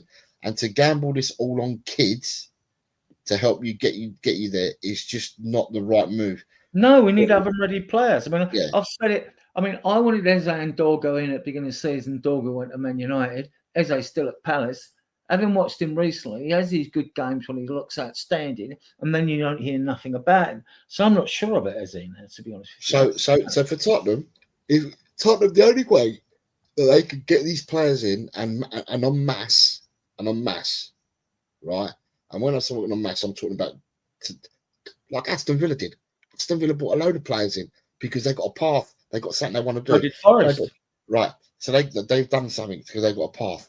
Right. If we want to do that and we want to bring 9-10 players in that are oven ready type players, right, then we need to qualify for the Champions League. Because otherwise, if we don't qualify for the Champions League, we all know that the caliber of player then drops off a cliff completely because you're not going to attract that kind of caliber of player. So, and at the end of the day, Adrian, I'm really at the end of my tether. I have no faith whatsoever. Well, so am I. This is why I won't renew my season ticket if we don't get Champions League football in Europa League. It's not just the manager. It's not just the management for me, Adrian. It's the whole club. It's the people around the club. For me, listen, for me at the moment, right, Adrian, we all know, as you do, contracts finish on the 30th of June, right? So you're aware that you know already. I'm not teaching you how to suck eggs. There's going to be free transfers from the 30th onwards, right, of June onwards. So from the 1st of July, you're going to have a load of free agents, right? What we could do is, if you want to still continue down the youth route, look at your players. Like, who are the best academies around the world? Your Barcelonas and places like that. They'll be releasing players at the end of their contracts. They won't be renewing some of their players. And why don't we go and fish some of their players and stick them in our youth academy? I agree. Right? Real Madrid, PSG will be the same. Stick them into our youth academy, some of their players, bring them in, stick them in our youth academy, and let's go out and purchase oven-ready players. Start doing it down that route. So if the players don't make it and don't come through, as you said, about the 3% or whatever you said, Adrian, right? If they don't come through, at least you sell them on for a profit. I know what Chelsea and Man City and what other clubs do and have been doing for decades. They make their academies pay for themselves, basically. Yes, so for decades they've been doing it. So which then means once you do that, you can do what Paratici did with when Dean Rastrick left the academy. You can then start saying, right, if we're going to sell players on and we're going to make money out of the academy, then when we're bringing in young players in, we can entice them with wages, right, and stuff like that to get them to come. I mean, like, we would never have paid 12 mil for fucking Vuskovic when he was a 16-year-old. When Lancashire left Arsenal, went to Sheffield United, we paid 2 or 3 million for him, and he was 17 years of age, right? So, we would never have done that in the past. That's why we were crap, right? Because you've got to be in the market, because we never wanted to spend the money. Same with players, right? So, but I'm in agreement with you. We just bring in free quality players, oven ready. And by oven ready, I mean like 25, 26-year-olds that are experienced players. Especially if they're in a different league. If they're in the Premier League, a bit different, they were younger and they were proven, that's different. But from a foreign league, it's always a risk bringing a player in. Always a risk. And we've seen players come in with big reputations that have failed. Varane went to Man United. And when you can name loads at Chelsea, Mutu, loads of Crespo, loads come in that were like... but the problem is, and I agree with you, but the problem we've got, Adrian, though, is the stupidity of English tax. Yeah. It means it warns you off going for players in this country, because you pay 3 times the amount of whatever, at the minimum, 3 times the amount of what the player's worth.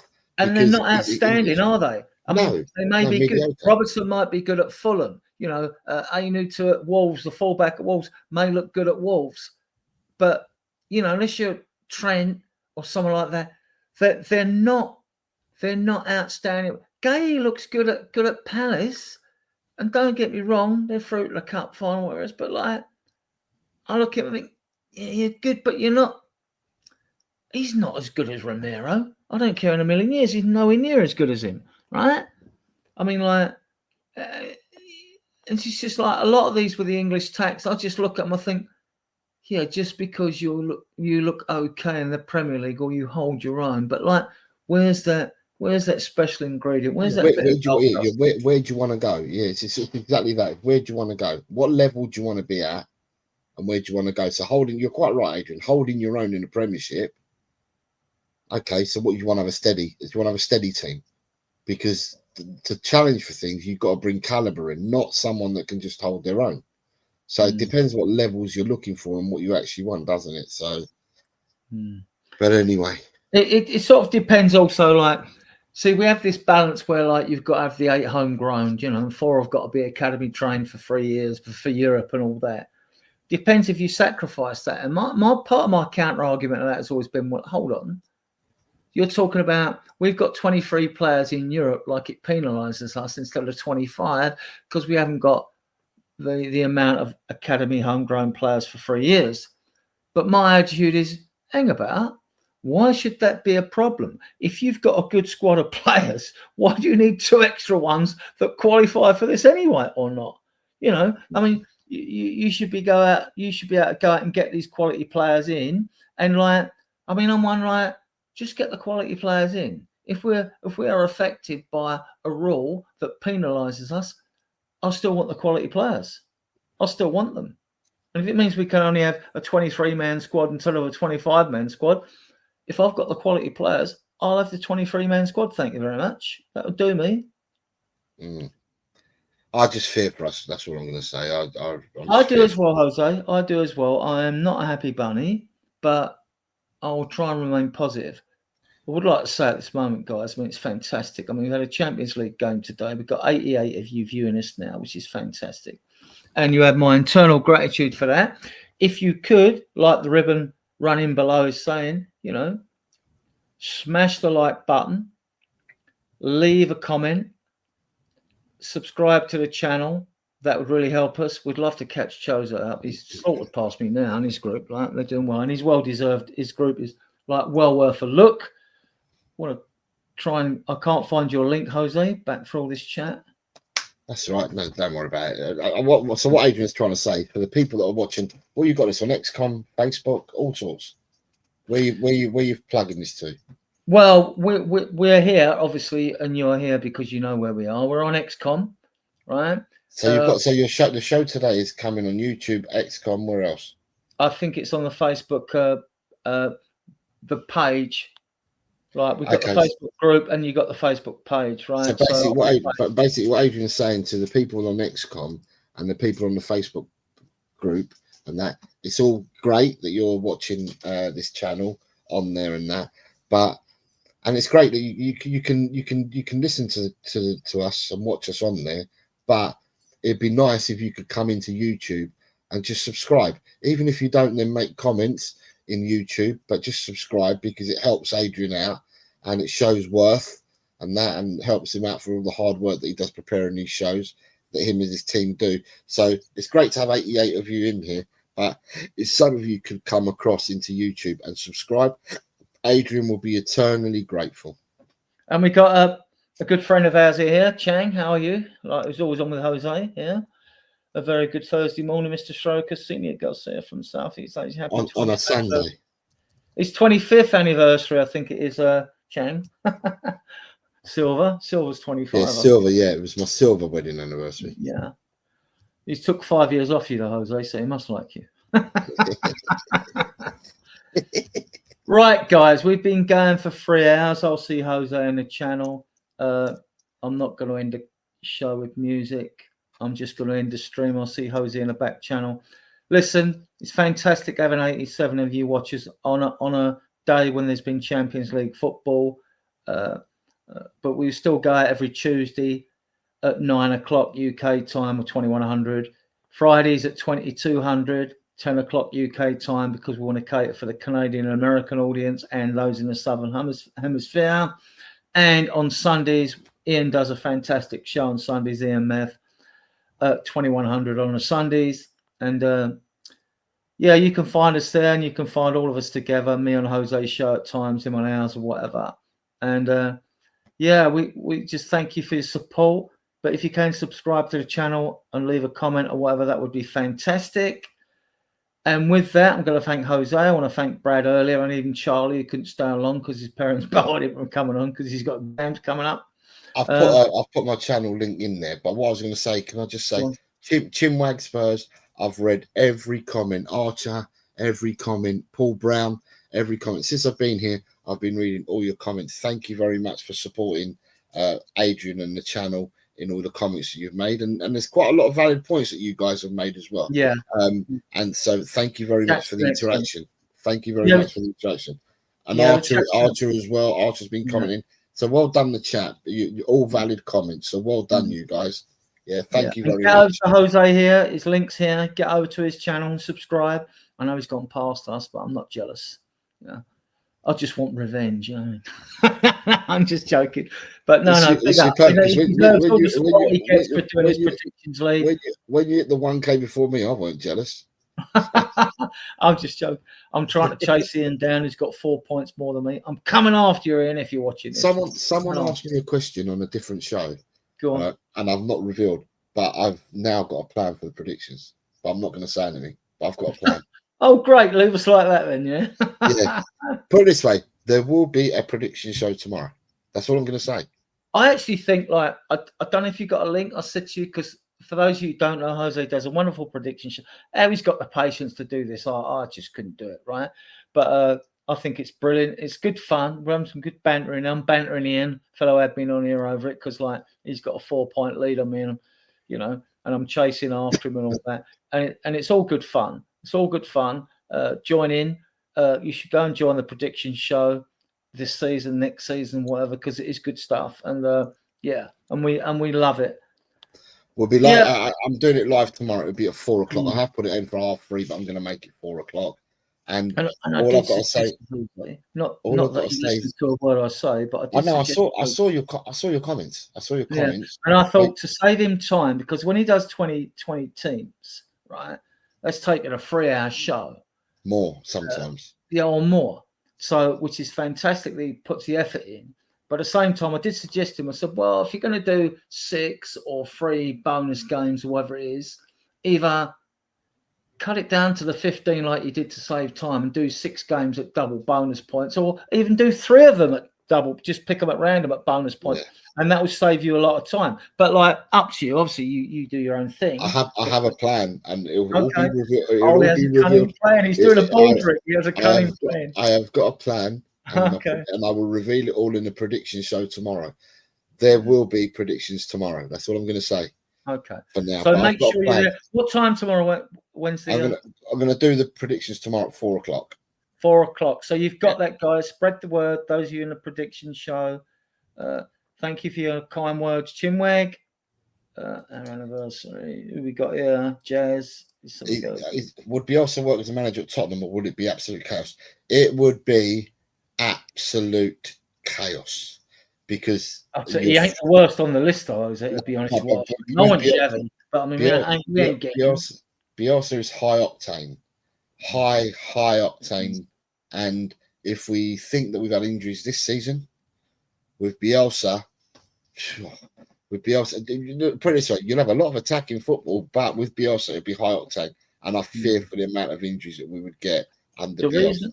The reason I like Xavi, to those of you in the chat, it's not the fact that he knows football, which he does, having played 767 games for Barcelona and managed them under financial constraints, and he brought Lamel through and all that. My biggest concern with any manager at this club is the pathway for the young players. Xavi would give you the pathway to the young players. Adrian, he brought Lamel through, he brought Gavi through, he brought Pedri through, he spotlighted Pau Kabasi, sorry. He brought through Alejandro Balde. All the youngsters that now play for Barcelona came under Xavi's tutelage when he was managing in La Masia. And then when he went up to first team manager, under all the constraints that Adrian says, he brought a lot of these young'uns to the fore and gave them opportunities. Apart from that, he is a well-renowned footballer in his own right, being a multiple World Cup, European Championships, Champions League, as you call it now, La Liga titles, Copa del Rey. He's won shed loads. And footballing wise, he weren't that bad. Everybody will remember Xavi as a generational player. He played alongside Iniesta and Busquets for Spain for in excess of a decade, and Barcelona, and they were absolute world beaters. And he knows football. He knows football. He's played it. He's managed it. He's managed kids. He's managed first. He's football. He lives and breathes football in and out of his system. And he is currently a free agent. Yeah, he's a free agent. He criticised himself. He said if he's got one fault, he said when I was at Barcelona, he said I might have been a bit too passionate. Well, I ain't got a problem with that. I haven't got a problem with that at all. Anyway, guys, I want to thank Jose and all the previous guests. I'll see you in the back room. We're going to end the show, guys. We've been going for 3 hours and 9 minutes. Hope we haven't bored you, guys. Right? We'll be back Friday. Drew Zilla will be doing his show where we get his American guests on. I'll be on with them. So it's Friday, and like on Sunday as usual, EMF will do his show at 2100 as well. But the Friday show goes out at 10 o'clock UK time for any of you night owls that ain't out on the lash, right? So with that, I want to thank you all. Like I said before, great to have you in the chat. Great to have you viewing us on XComment on Facebook. But like, if you could just take the time, it doesn't take long to go and subscribe to the channel. That would be fantastic. Leave a comment and that'd be great. Get over to Jose's channel as well. He does fantastic things with his predictions league. I mean, it's amazing stuff, really. Tomorrow, 4 o'clock. Anyone wants to come in tomorrow? It's at 4 o'clock, 4 p.m. GMT. Right. So with that, I'll end the show, guys. I'll see Jose in the back room, and thank you all again. Come on, you Spurs.